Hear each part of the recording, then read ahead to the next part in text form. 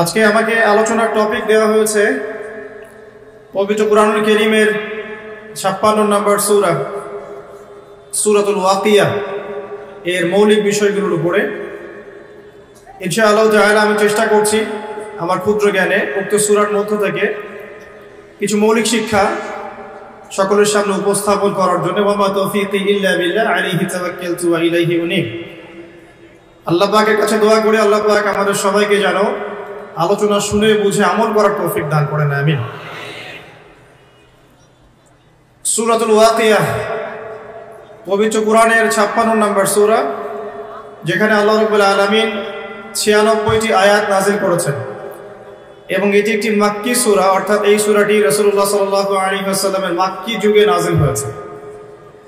আর আমরা জানি যে মাক্কি যুগে যে সূরাগুলো নাযিল হয়েছে এগুলো মোটামুটি ভাবে পরকাল কেন্দ্রিক, জান্নাত জাহান্নামের বর্ণনা থাকে, ঈমান কেন্দ্রিক, আল্লাহর মারিফত কেন্দ্রিক হয়ে থাকে এবং মাদানী সূরা যেগুলো আছে সেগুলোর মধ্যে হুকুম আহকাম বিধিবিধানগুলো বেশি হয়ে থাকে।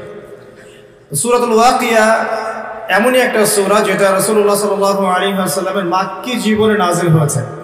আমরা কি একটু বলতে পারবো রাসূলুল্লাহ সাল্লাল্লাহু আলাইহি ওয়াসাল্লামের মাক্কি জীবন কাকে বলে?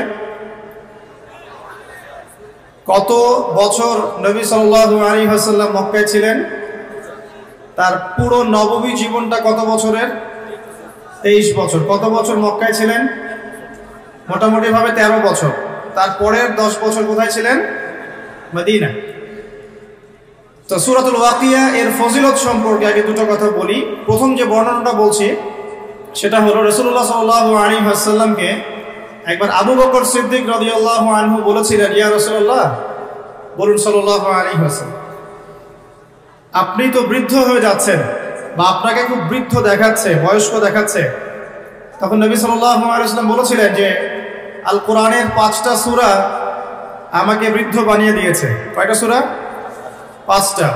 সেই 5টা হচ্ছে 1 নাম্বার সূরাতুল ওয়াকিয়া। 1 নাম্বার কি? 2 নাম্বার সূরাতুল হুদ, সূরা হুদের নাম শুনেছেন? আচ্ছা। 3 নাম্বার সূরাতুল মুরসালাত ওয়াল মুরসালাত, সূরা মুরসালাত। 4 নাম্বার সূরাতুত তাকবীর, ইযা আশ-শামসু কুওয়িরাত। আরেকটা হচ্ছে সূরা নাবা, আম্মা ইয়াতাসাআলুন। এই 5টা সূরা নবী সাল্লাল্লাহু আলাইহি ওয়াসাল্লামকে বৃদ্ধ বানিয়ে দিয়েছেন। এখানে বৃদ্ধ মানে কি? এই সূরাগুলোর মধ্যে এমন পরকালীন বর্ণনা দেওয়া আছে যেগুলো শোনার পরে আমাদের দুনিয়ার মায়া মহব্বত চলে যাবে ইনশাআল্লাহ। মানুষ তখন পরকালের বাসিন্দা হওয়ার চেষ্টা করবে ইনশাআল্লাহ তাআলা। এর মধ্যে সূরা ওয়াকিয়া একটা।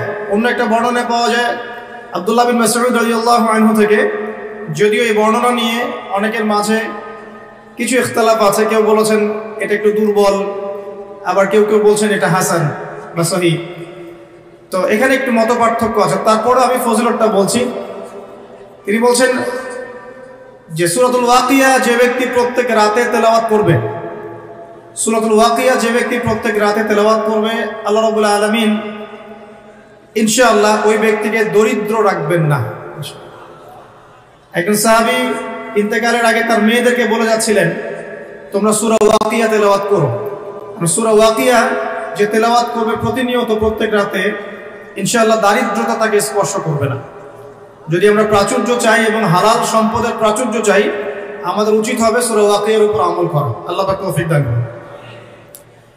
এবার আসুন, এই সূরার মধ্যে মোটামুটি ভাবে 4টা থেকে 5টা অংশ আছে।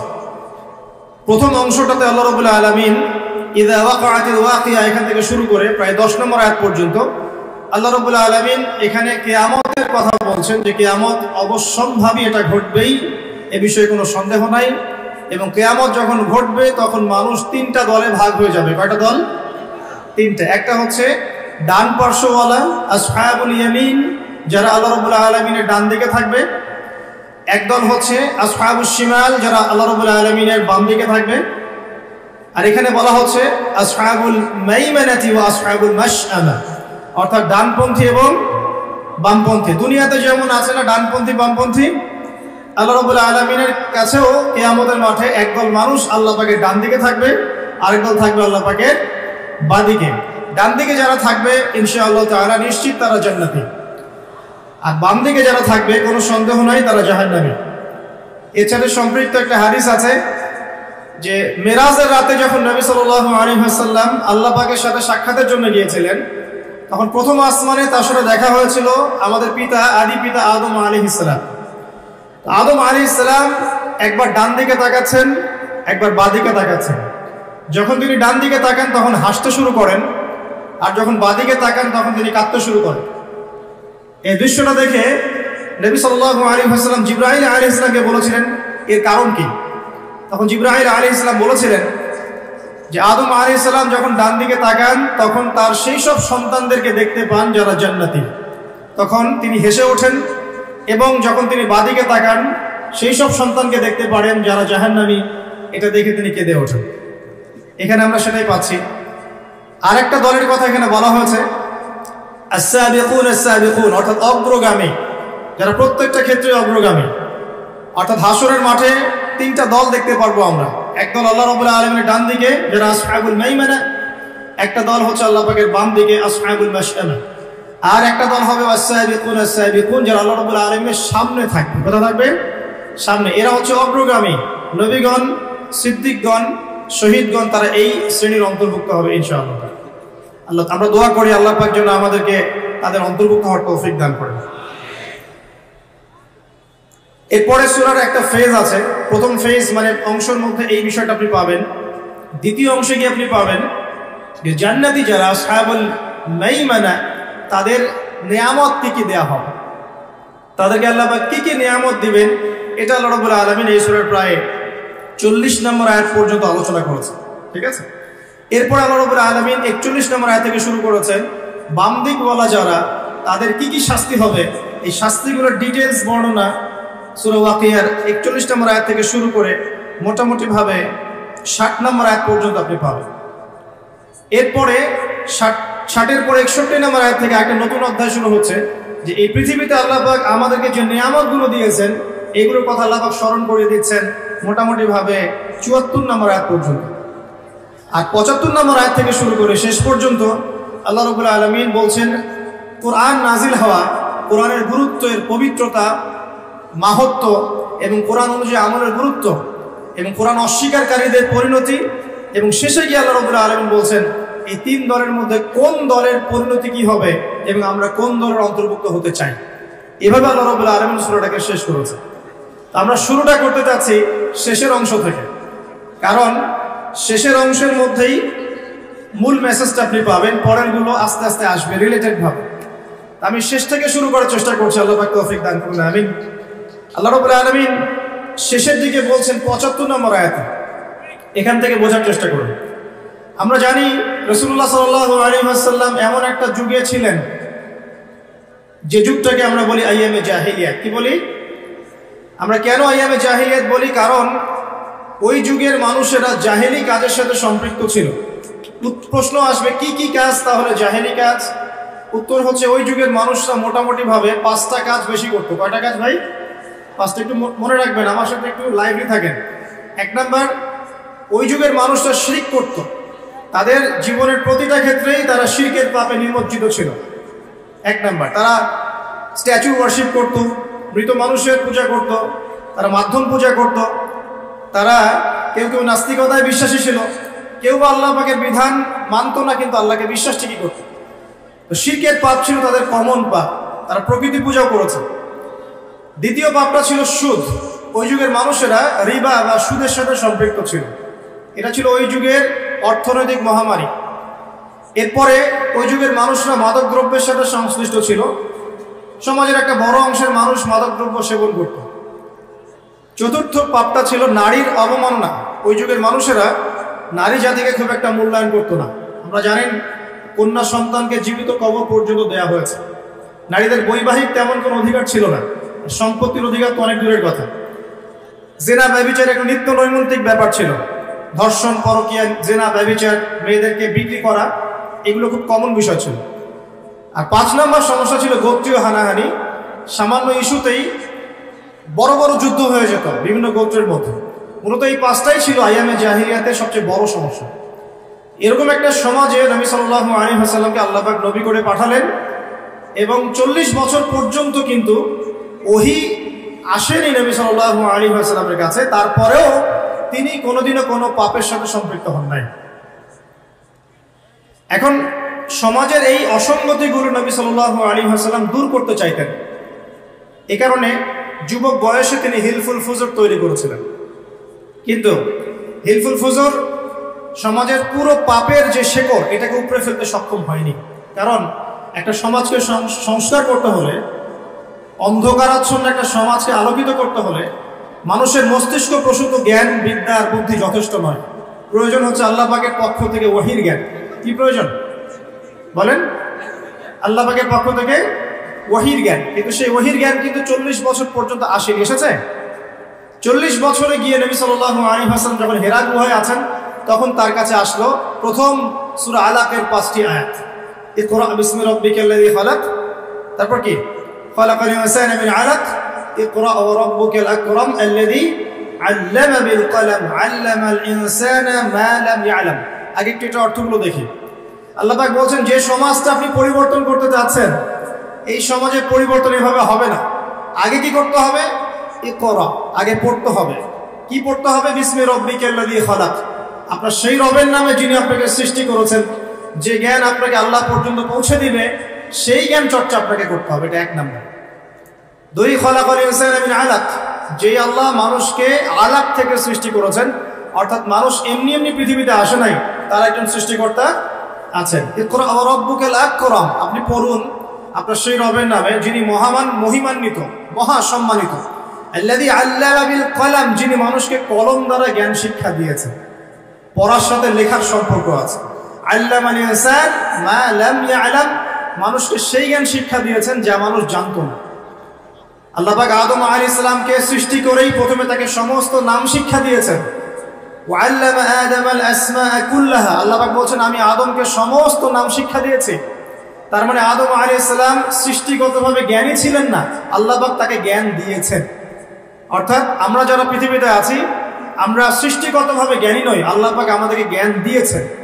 এবং এই জ্ঞান কিভাবে আসে? ওহীর জ্ঞান, ওহীর মধ্য দিয়ে আসে। আল্লাহ রাব্বুল আলামিন প্রত্যেক যুগে যুগে নবীগণকে পাঠিয়েছেন, রাসূলগণকে পাঠিয়েছেন এবং তাদের উপর ওহী নাযিল করেছেন।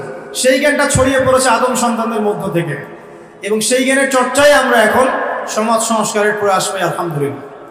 প্রিয় ভাইয়েরা, নবী সাল্লাল্লাহু আলাইহি ওয়াসাল্লামের উপর এই যে প্রথম কোরআন নাযিলটা শুরু হলো, এটা ছিল রমাদান মাসে এবং লাইলাতুল কদরে। এরপরে বিভিন্ন সময়ে প্রায় 23 বছর ধরে বিভিন্ন ঘটনার পরিপ্রেক্ষিতে এক এক সময় এক একটা বিধান এবং আয়াত নাযিল হয়েছে। এভাবে 23 বছর পর যখন এই কোরআন এবং তার ব্যাখ্যা হাদিসকে কেন্দ্র করে নবী সাল্লাল্লাহু আলাইহি ওয়াসাল্লাম সমাজ সংস্কার করা শুরু করলেন, 23 বছর পর আমরা দেখলাম যে মক্কার মধ্যে কোনো প্রকার শিরকের বালাই নাই, আলহামদুলিল্লাহ। আমরা দেখলাম যে মক্কায় কোনো সুদ বা রিবা বলতে কিছু নাই। আমরা দেখলাম যে মক্কায় মাদকদ্রব্য বলতে কিছু নাই, মক্কায় জেনা ব্যভিচার নাই, মক্কায় কোনো গোত্রীয় হানাহানি নাই, কোনো নারী জাতির কোনো অবমাননাও নাই। অর্থাৎ পুরো অন্ধকারাচ্ছন্ন সমাজটা আলোকিত হলো কিসের কারণে, কিসের মাধ্যমে? আল্লাহ পাকের ওহীর মাধ্যমে। সেই ওহীটা কি? যেটা আমার হাতে দেখছেন, আল কোরআনুল কারীম। আল্লাহ পাকের ওহীটা কি? আল কোরআনুল কারীম, এবং তার ব্যাখ্যায় কি আছে? সুন্নাহ আছে, নাকি সুন্নাহ নাই?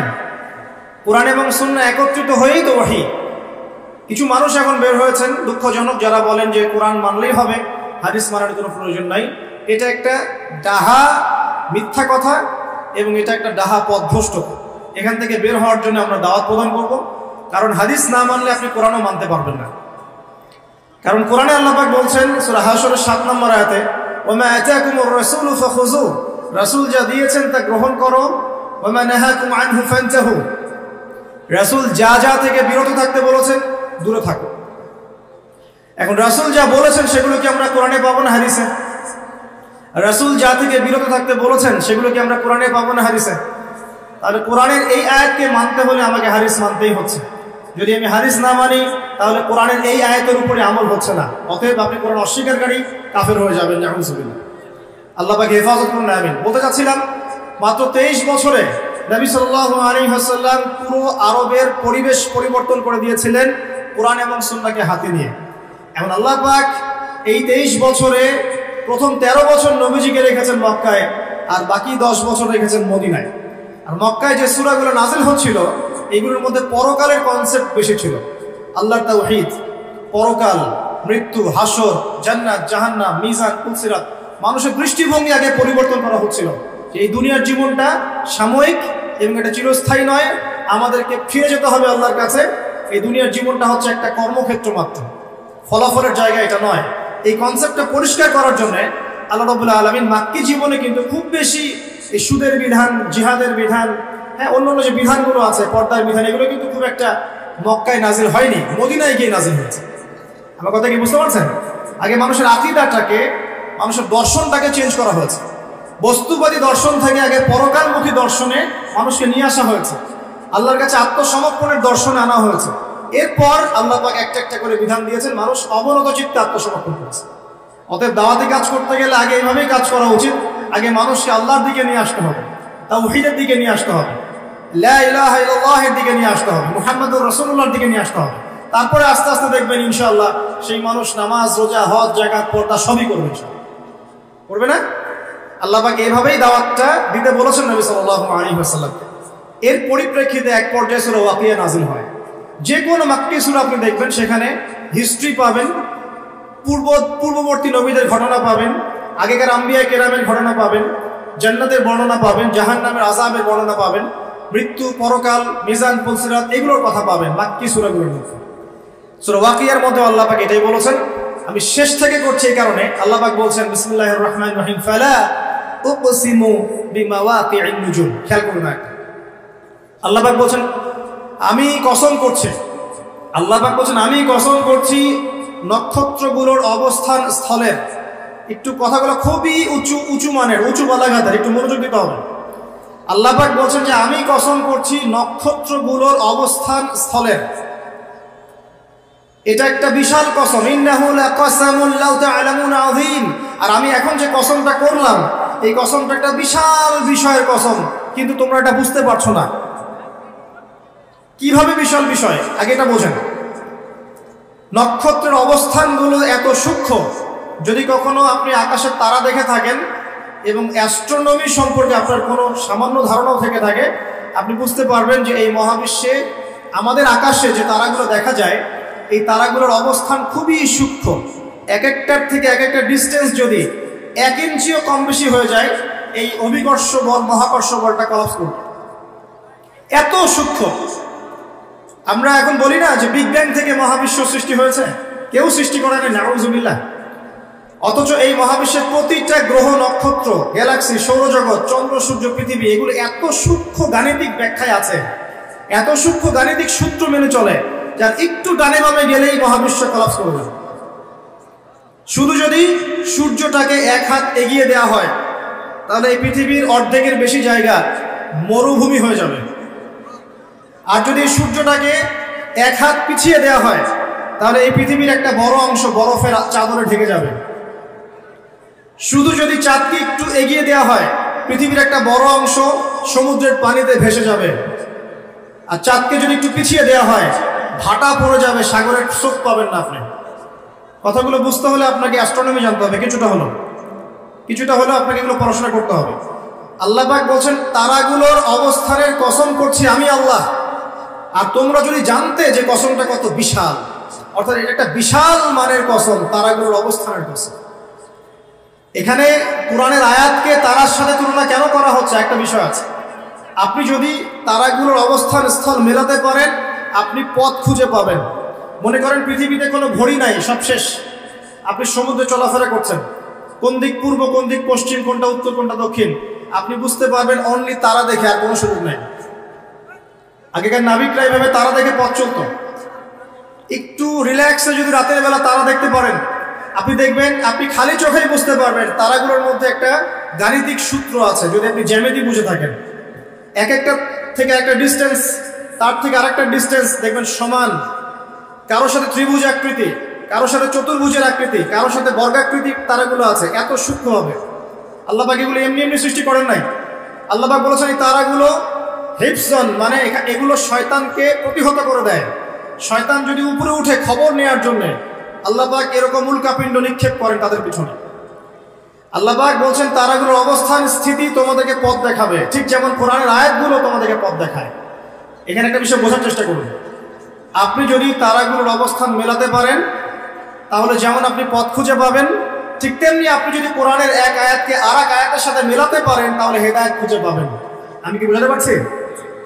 এক তারা আর এক তারার অবস্থান মিলিয়ে যদি আপনি পথ খুঁজতে পারেন, ঠিক একইভাবে কোরআনের একটা আয়াতকে আর একটা আয়াতের সাথে মেলালে আপনি একটা হেদায়েতের পথ খুঁজে পাবেন।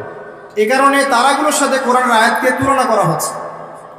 আল্লাহ পাক বলছেন, এই বিশাল কসম করে আমি বলছি কি, আচ্ছা একটা কথা, আল্লাহ পাক কেন কসম করেন?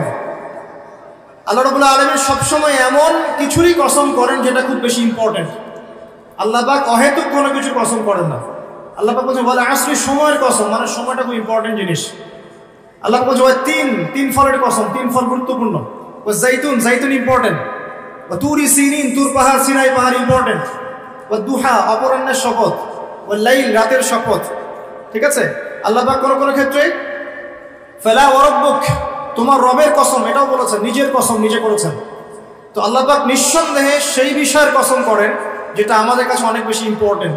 এখানে আল্লাহ পাক বলছেন আমি আকাশের তারার অবস্থান স্থলের কসম করছি, কসম করে বলছি। বিশাল বিষয়ের কসম করে আল্লাহ পাক একটা বড় কথাই বলতে যাবেন। একটা বড় বিষয়ে এর কসম করে নিশ্চয়ই একটা বড় কথা আসবে, এটা স্বাভাবিক, তাই না? আমরা যখন বলি আল্লাহর কসম করে বলছি এটা, আল্লাহর কসম করে বলছি ওইটা, তাহলে আল্লাহর কসম করলে আপনাকে তো একটা বড় কথাই বলতে হবে নাকি? সামান্য একটা বিষয় তো আপনি আল্লাহর কসম করবেন না, করবেন? একটা বিষয় মনে রাখবেন, মান হালাফা বিগাইরি ইসমিল্লাহি ফাকাদ কাফার, কেউ যদি আল্লাহ রাব্বুল আলামিন ছাড়া অন্য গায়রুল্লাহর নামে কসম করে সে ব্যক্তি কুফর করলো। কেউ যদি আল্লাহ ছাড়া অন্য কারো নামে কসম করে সে ব্যক্তি কুফরি করলো। যদি জীবনে কসম করতেই হয় আল্লাহ পাকের নামে করবেন। আর যদি আল্লাহর নামে কসম করেন তাহলে সত্য কথা বলতে হবে। আর আল্লাহর নামে কসম করে যদি আপনি মিথ্যা কথা বলেন তাহলে কাফারা দেওয়া লাগবে। ঠিক আছে? আল্লাহ পাক এখানে বড় কসম করে বলছেন যে ইন্নাহু লাকুরআনুন কারীম, নিঃসন্দেহে এই যে কোরআন এটা মহিমান্বিত। ফি কিতাবিম মাকনুন, এটা ওই যে সুরক্ষিত একটা কিতাব, সেখানে লিখিত আছে। কোন কিতাব এটা? লাওহে মাহফুজ। নাম শুনেছেন কি? আল কোরআন লাওহে মাহফুজে, সেখান থেকে প্রথম আসমানে এসেছে লাইলাতুল কদরে, একবারে নাজিল করা হয়েছে। এই প্রথম আসমান থেকে দীর্ঘ 23 বছর বিভিন্ন ঘটনা এবং কালের প্রেক্ষিতে কোরআনের বিভিন্ন অংশ নাজিল হয়েছে। প্রথম নাজিল হয়েছে লাওহে মাহফুজ থেকে প্রথম আসমানে, তারপর সেখান থেকে বিভিন্ন ঘটনার প্রেক্ষিতে নবী সাল্লাল্লাহু আলাইহি ওয়াসাল্লামের কাছে। আল্লাহ পাক সেটাই বলছেন এই কোরআন হচ্ছে মাকনুন, আর লা ইয়ামাসসুহু ইল্লাল মুতাহহারুন, এই কোরআন পবিত্র ব্যক্তি ছাড়া বা সত্তা ছাড়া কেউ স্পর্শ করতে পারে না। কারণ কাফেররা বলতো নাউযুবিল্লাহ, এই মুহাম্মদ সাল্লাল্লাহু আলাইহি ওয়াসাল্লামের কাছে যা নাজিল হচ্ছে শয়তান নাকি তার উপর ওহী করছে, নাউযুবিল্লাহ। আমার কথা কি বুঝতে পারছেন? আল্লাহ পাক এখানে যুক্তি খণ্ডন করছেন, জি না, শয়তানের পক্ষ থেকে এটা আসে নাই, বরং শয়তান অপবিত্র সত্তা পবিত্র কালাম স্পর্শ করতে পারে না। এখান থেকে একটা মাসআলাও আসবে, যখন আপনি কোরআন স্পর্শ করবেন তখন অবশ্যই ওযু করে নেবেন। অনেকে এটা নিয়ে ইখতিলাফ করেন, ওযু না থাকলেও ধরা যায়, বা ছোট নাপাকির ক্ষেত্রে ধরা যায়, বড় নাপাকিতে ধরা যায় না। ওই ইখতিলাফে আমি যাচ্ছি না। আমি ব্যক্তিগতভাবে যা আমল করার চেষ্টা করি, আমার কাছে যেটা বেশি অথেন্টিক মনে হয় সেটা আমি আপনাকে বলছি। ওযু ছাড়া কোরআন স্পর্শ করবেন না। কোরআন তেলাওয়াত করতে হলে, স্টাডি করতে হলে অবশ্যই ওযু করে নিয়ে বসবেন ইনশাআল্লাহ। আল্লাহ পাক বলছেন লা ইয়ামাসসুহু ইল্লাল মুতাহহারুন, পবিত্র সত্তা ছাড়া কোরআন কেউ স্পর্শ করে না। এটা কি? তানজিলুম মির রাব্বিল আলামিন, আল কোরআন তোমার রব মানে মহাবিশ্বের প্রতিপালক আল্লাহর পক্ষ থেকে নাজিল হয়েছে। কোরআন কারো মন গড়া কথা নয়, কোনো অলিক গল্প বা উপন্যাস নয়। কোরআনুল কারীম কোনো জিন শয়তানের পক্ষ থেকে আসে নাই, বা এটা কোনো নিজের হাতে রচিত কোনো কিতাব নয়। আগেকার তাওরাত, জাবুর, ইনজিল থেকে কপি করা হয়নি, বরং কোরআন রব্বুল আলামিনের পক্ষ থেকে কি হয়েছে? নাজিল হয়েছে। আল্লাহ পাক বলেন আফা বিহাদাল হাদিসি আনতুম মুদহিনুন, তোমরা কি এই যে হাদিস, কোরআনকে এখানে হাদিস বলা হচ্ছে, হাদিস মানে কিন্তু বাণী, কোরআনকে বলা হচ্ছে এই বাণী বা এই হাদিসকে কি তোমরা এড়িয়ে যাচ্ছ? আল্লাহ পাক বলেন ওয়া তাজআলুনা রিজকাকুম আন্নাকুম তুকাযযিবুন, এই কথাটা ভালো করে শুনুন। আল্লাহ পাক বলেন কোরআনকে অস্বীকার করাই কি তোমরা তোমাদের রিজিক বানিয়ে নিয়েছো? আজকের বিশ্বে যত মানুষ রিজিক পাচ্ছে বেশিরভাগ কোরআন অস্বীকার করে রিজিক পাচ্ছে। বুঝতে পারছেন না মনে হয়? কোরআন এবং তার সাথে বিরোধিতা করে মানুষ রিজিক কামাই করছে না? মানুষ সুদের মধ্যে দিয়ে রিজিক পাচ্ছে, কোরআনকে পাশ কাটিয়ে যাচ্ছে। মানুষ ঘুষের মধ্যে রিজিক নিচ্ছে, কোরআন পাশ কাটিয়ে যাচ্ছে। মানুষ দুর্নীতি করে রিজিক নিচ্ছে, কোরআন পাশ কাটিয়ে যাচ্ছে। কোন কোন ক্ষেত্রে ইসলামের বিরোধিতা করাটাকেই রিজিক বানিয়ে নিয়েছে মানুষ, তাই নাই?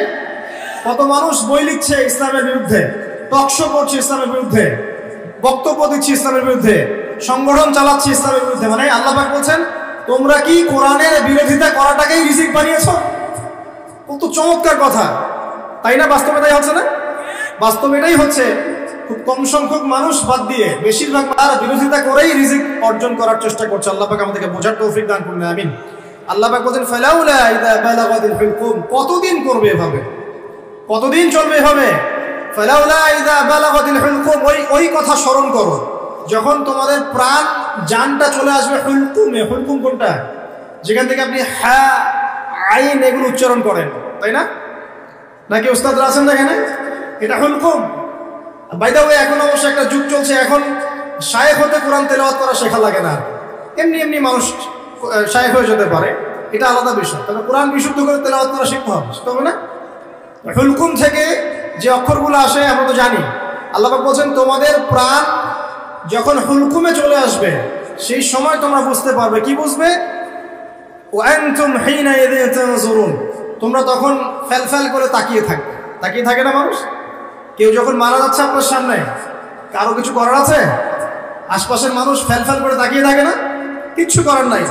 ওয়া নাহনু আকরাবু ইলাইহি মিনকুম ওয়ালাকিন লা তুবসিরুন, আল্লাহ পাক বলেন ওই সময় আমি তোমাদের চেয়ে ওই মাইয়াতের বেশি কাছে থাকি। ওই সময় তোমাদের চাইতে আমি আল্লাহ ওই ব্যক্তির বেশি কাছে থাকি। ফালাউলা ইন কুনতুম গায়রা মাদিনিন, তোমরা কি আমার কর্তৃত্বের অধীনে নও? তারজিউনাহা ইন কুনতুম সাদিকিন, যদি এখন ক্ষমতা থাকে যে আল্লাহ যে কোরআন যে ইসলামকে অস্বীকার করলা, এখন ক্ষমতা থাকলে সেই প্রাণটাকে ফিরাই দাও দেখি। আল্লাহর কথা কি বুঝতে পারছেন? আল্লাহ পাক বলছেন তোমরা কি কোরআন এর বিরোধিতা করাটাকে রিজিক বানিয়েছো? করতে থাকো, কিন্তু যখন তোমাদের প্রাণ কণ্ঠাগত হবে তখন তোমরা ফেল করে তাকিয়ে থাকবে, কিছুই করতে পারবে না। ওই সময় আমি আল্লাহ ওই ব্যক্তির কাছে থাকি তোমাদের চাইতে। আর তোমরা যদি আমার কর্তৃত্বের বাইরেই থাকো তাহলে ওর জানটাকে ফিরাই নিয়ে আসো দেখি। কথাগুলো কি বুঝতে পারছেন?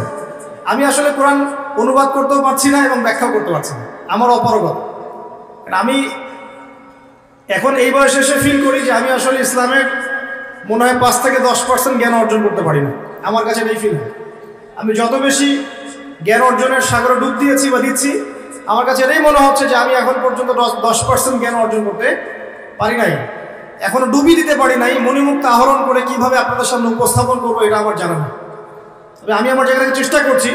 আর কোরআন এত উচ্চ মানের একটা কিতাব যেটার ব্যাখ্যা করার আমাদের পক্ষে আসলে পসিবল না। কোরআন ব্যাখ্যা করা বা এর আয়াতের যে মর্ম সেটা আপনাকে বুঝিয়ে দেয়া আসলে আমার পক্ষে পসিবল না। আমি মনে করি না এটা কারো পক্ষেই পসিবল। আমি মনে করি না এটা কারো পক্ষেই পসিবল। কোরআনের এক্সাক্ট মিনিংটা, এক্সাক্ট বালাগাত এবং বুঝটাকে আপনার কলিজায় ঢুকাই দেবে, এটা আমার মনে হয় না কারো পক্ষে পসিবল।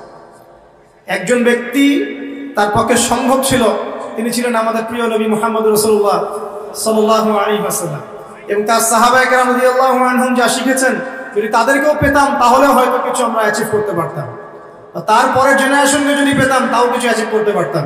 এখন 1400 বছর পরে এসে এই কিতাব নিয়ে আমরা স্টাডি করছি। আর আমরা যারা এখন বেঁচে আছি আমাদের মধ্যে কি সেই নূর আর মারিফত আছে যা নবী এবং সাহাবীদের যুগে ছিল?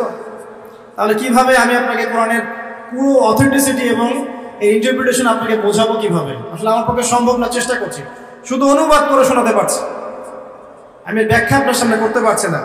আল্লাহ পাক মাফ করুন। আল্লাহ পাক শেষে গিয়ে বলছেন যে কোরআন বিরোধিতা করাটাকেই কি তোমরা রিজিক বানিয়ে নিয়েছো? জেনে রেখো, যদি কোরআনের বিরোধিতা করতে থাকো একদিন তোমাদের মৃত্যু আসবেই। যেদিন আসবে সেদিন কণ্ঠনালীর কাছে চলে আসবে তোমাদের প্রাণ। ওই দিন আশপাশে বহু মানুষ থাকলেও কেউ তোমাদের কোনো উপকার করতে পারবে না। সবাই ফেল করে তাকিয়ে থাকবে। তোমার নিয়ন্ত্রণ আমার হাতে থাকবে এবং যদি ক্ষমতা থাকে আর তোমরা যদি আমার কর্তৃত্বের বাইরেই থেকে থাকো তাহলে ওই আত্মাটাকে ফেরত দিয়ে দেখিও সেদিন যদি তোমাদের ক্ষমতা থাকে। আমরা কি পারবো? অতএব আমাদের উচিত হবে কি? আল কোরআনের সামনে কি করা? আত্মসমর্পণ করা, নত হওয়া। এখন নত হওয়া মানে কি সেটা আমি 6টা সেন্টেন্সে বলছি আপনাকে। আল কোরআনের সামনে আত্মসমর্পণ করা বা নত হওয়ার মানেটা কি এটা আমি আপনাকে 6টা সেন্টেন্সে ব্যাখ্যা করছি। 1 নাম্বার, আমরা যারা বেঁচে আছি উম্মতে মুহাম্মাদি, আমাদের প্রত্যেকের উচিত হবে আল কোরআন আগে বিশুদ্ধ করে তেলাওয়াত করতে শেখা। এটা আমাদের প্রথম কাজ। শিখবো ইনশাআল্লাহ, আল্লাহ পাক তৌফিক ইনায়াত করুন। এটা হচ্ছে ইসলামের পড়াশোনার একদম বেসিক প্রাইমারি স্টেজ। কোরআন তেলাওয়াত করা শেখাটা হচ্ছে দিনের পড়াশোনার একদম বেসিক স্টেজ। এরপরে আসে কোরআনের অনুবাদ শেখার ব্যাপার, কোরআনের আরবি ব্যাকরণ শেখার ব্যাপার, নাহু সরফ শেখার ব্যাপার, বালাগাত শিখতে হয়, তারপরে হাদিস আছে, তারপরে আপনার এই যে আকীদা আছে, ফিকহের বইগুলো আছে, উসুলের বইগুলো আছে, তারপরে আস্তে আস্তে বড় বড় কিতাবগুলো আপনাকে পড়তে হয়। তো এই যে সিলেবাসটা আপনার সামনে আছে, এই সিলেবাসটা কভার করার প্রথম স্টেজটা কি? আগে আপনাকে আল কোরআন বিশুদ্ধ করে তেলাওয়াত শিখতে হবে। নবী সাল্লাল্লাহু আলাইহি ওয়াসাল্লাম বলেছেন, খায়রুকুম মান তাআল্লামা আল কোরআন ওয়া আল্লামা, তোমাদের মধ্যে সেই ব্যক্তি শ্রেষ্ঠ, উত্তম যে ব্যক্তি নিজে আল কোরআন শেখে অন্যকে শেখায়। নবী সাল্লাল্লাহু আলাইহি ওয়াসাল্লাম একটা হাদিসে বলেছেন, আল্লাযী ইয়াকরাউল কোরআন ওয়া হুয়া মাহিরুন বিহি, যে ব্যক্তি কোরআন তেলাওয়াত করে এবং তার উপর দক্ষ হয়, মাহির হয়, মা'আস সাফরাতিল কিরামিন বাররা, সেই ব্যক্তি পরকালে সম্মানিত ফেরেশতাদের সাথে হাসর করবে ইনশাআল্লাহ। ওয়াল্লাযী ইয়াকরাউল কোরআন, এবং যে ব্যক্তি কোরআন তেলাওয়াত করে, ওয়া ইয়াতাতাউ ফি, এবং কোরআন তেলাওয়াত করতে গিয়ে আটকে যায়, তাতা করে মানে আটকে যায়, জিহ্বায় আসে না, ওয়া হুয়া আলাইহি শাক, তার উপরে এটা কঠিন হয়ে যায়, তারপরেও সে চেষ্টা করে, ফালাহু আজরান, তার জন্য ডাবল পুরস্কার আছে ইনশাআল্লাহ। নবী সাল্লাল্লাহু আলাইহি ওয়াসাল্লাম বলেন, মান ক্বারা হারফাম মিন কিতাবিল্লাহি ফালাহু হাসানাহ, কেউ যদি কোরআনের একটা হরফও তেলাওয়াত করে তার জন্য হাসানা বা নেকি থাকবে। আল হাসানাতু কা'আশরি আমসালিহা, আর একটা হাসানা 10 দিয়ে গুণ করা হবে, মানে একটা হরফ তেলাওয়াত করে 10 নেকি পাবেন ইনশাআল্লাহ। লা আকুলু আলিফ লাম মিম হারফুন, নবীজি বলেন আমি বলছি না যে আলিফ লাম মিম তিনটা মিলে একটা হরফ, নবীজি বলেন বাল আকুলু আলিফুন হারফুন ওয়া লামুন হারফ ওয়া মিমুন হারফুন, আমি বলছি আলিফ একটা হরফ, লাম একটা হরফ, মিম আরেকটা হরফ। একটু বলে দেই আপনাকে, আল কোরআনের মধ্যে 600টা পৃষ্ঠা আছে। কয়টা?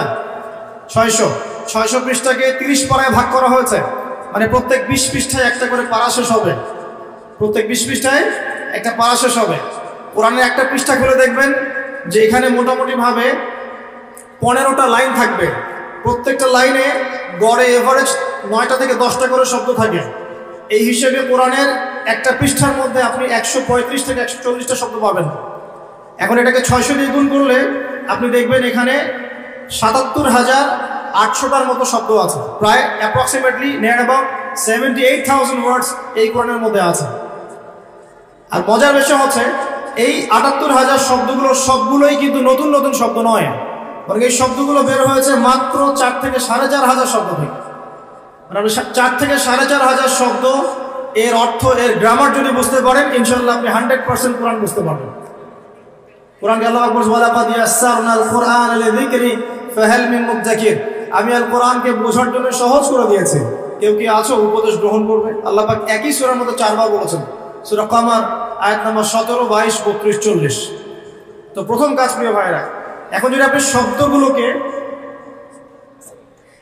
শব্দগুলোকে এখন অক্ষর দিয়ে গুণ করেন, 78,000 শব্দকে যদি আপনি এখন অক্ষর দিয়ে গুণ করেন, দেখবেন এখানে প্রায় 5 থেকে 6 লক্ষ অক্ষর আছে। কতগুলো? কথা বলেন আমার সাথে, 5 থেকে 6 লক্ষ। এখন আপনাকে বললাম যে একটা হরফ তিলাওয়াত করলে 10 নেকি হবে, তাহলে আপনি চিন্তা করেন যে 6 লক্ষ অক্ষর যদি তেলাওয়াত করেন, একবার খতম দিতে পারেন, তাহলে আপনার কতগুলো নেকি হতে পারে? চিন্তা করেছেন? অতএব আমাদের প্রথম দায়িত্ব হবে আল কোরআন কেন্দ্রিক, অবশ্যই সবাইকে বিশুদ্ধ করে কোরআন তেলাওয়াত করা শিখতে হবে। আমরা রাজি আছি ইনশাআল্লাহ? ইনশাআল্লাহ। এর পরের দায়িত্ব হচ্ছে কোরআনের কিছু অংশকে মুখস্থ করতে হবে। কিছু অংশ বলতে যদি পারেন পুরো কোরআনই মুখস্থ করবেন, যদি না পারেন কমপক্ষে 10 পারা, 10 পারা না পারলে কমপক্ষে 1 পারা তো পারবেন। 1 পারাও যদি না পারেন ইম্পর্টেন্ট সূরা এবং আয়াতগুলোকে কমপক্ষে হিফজ করার চেষ্টা করবেন।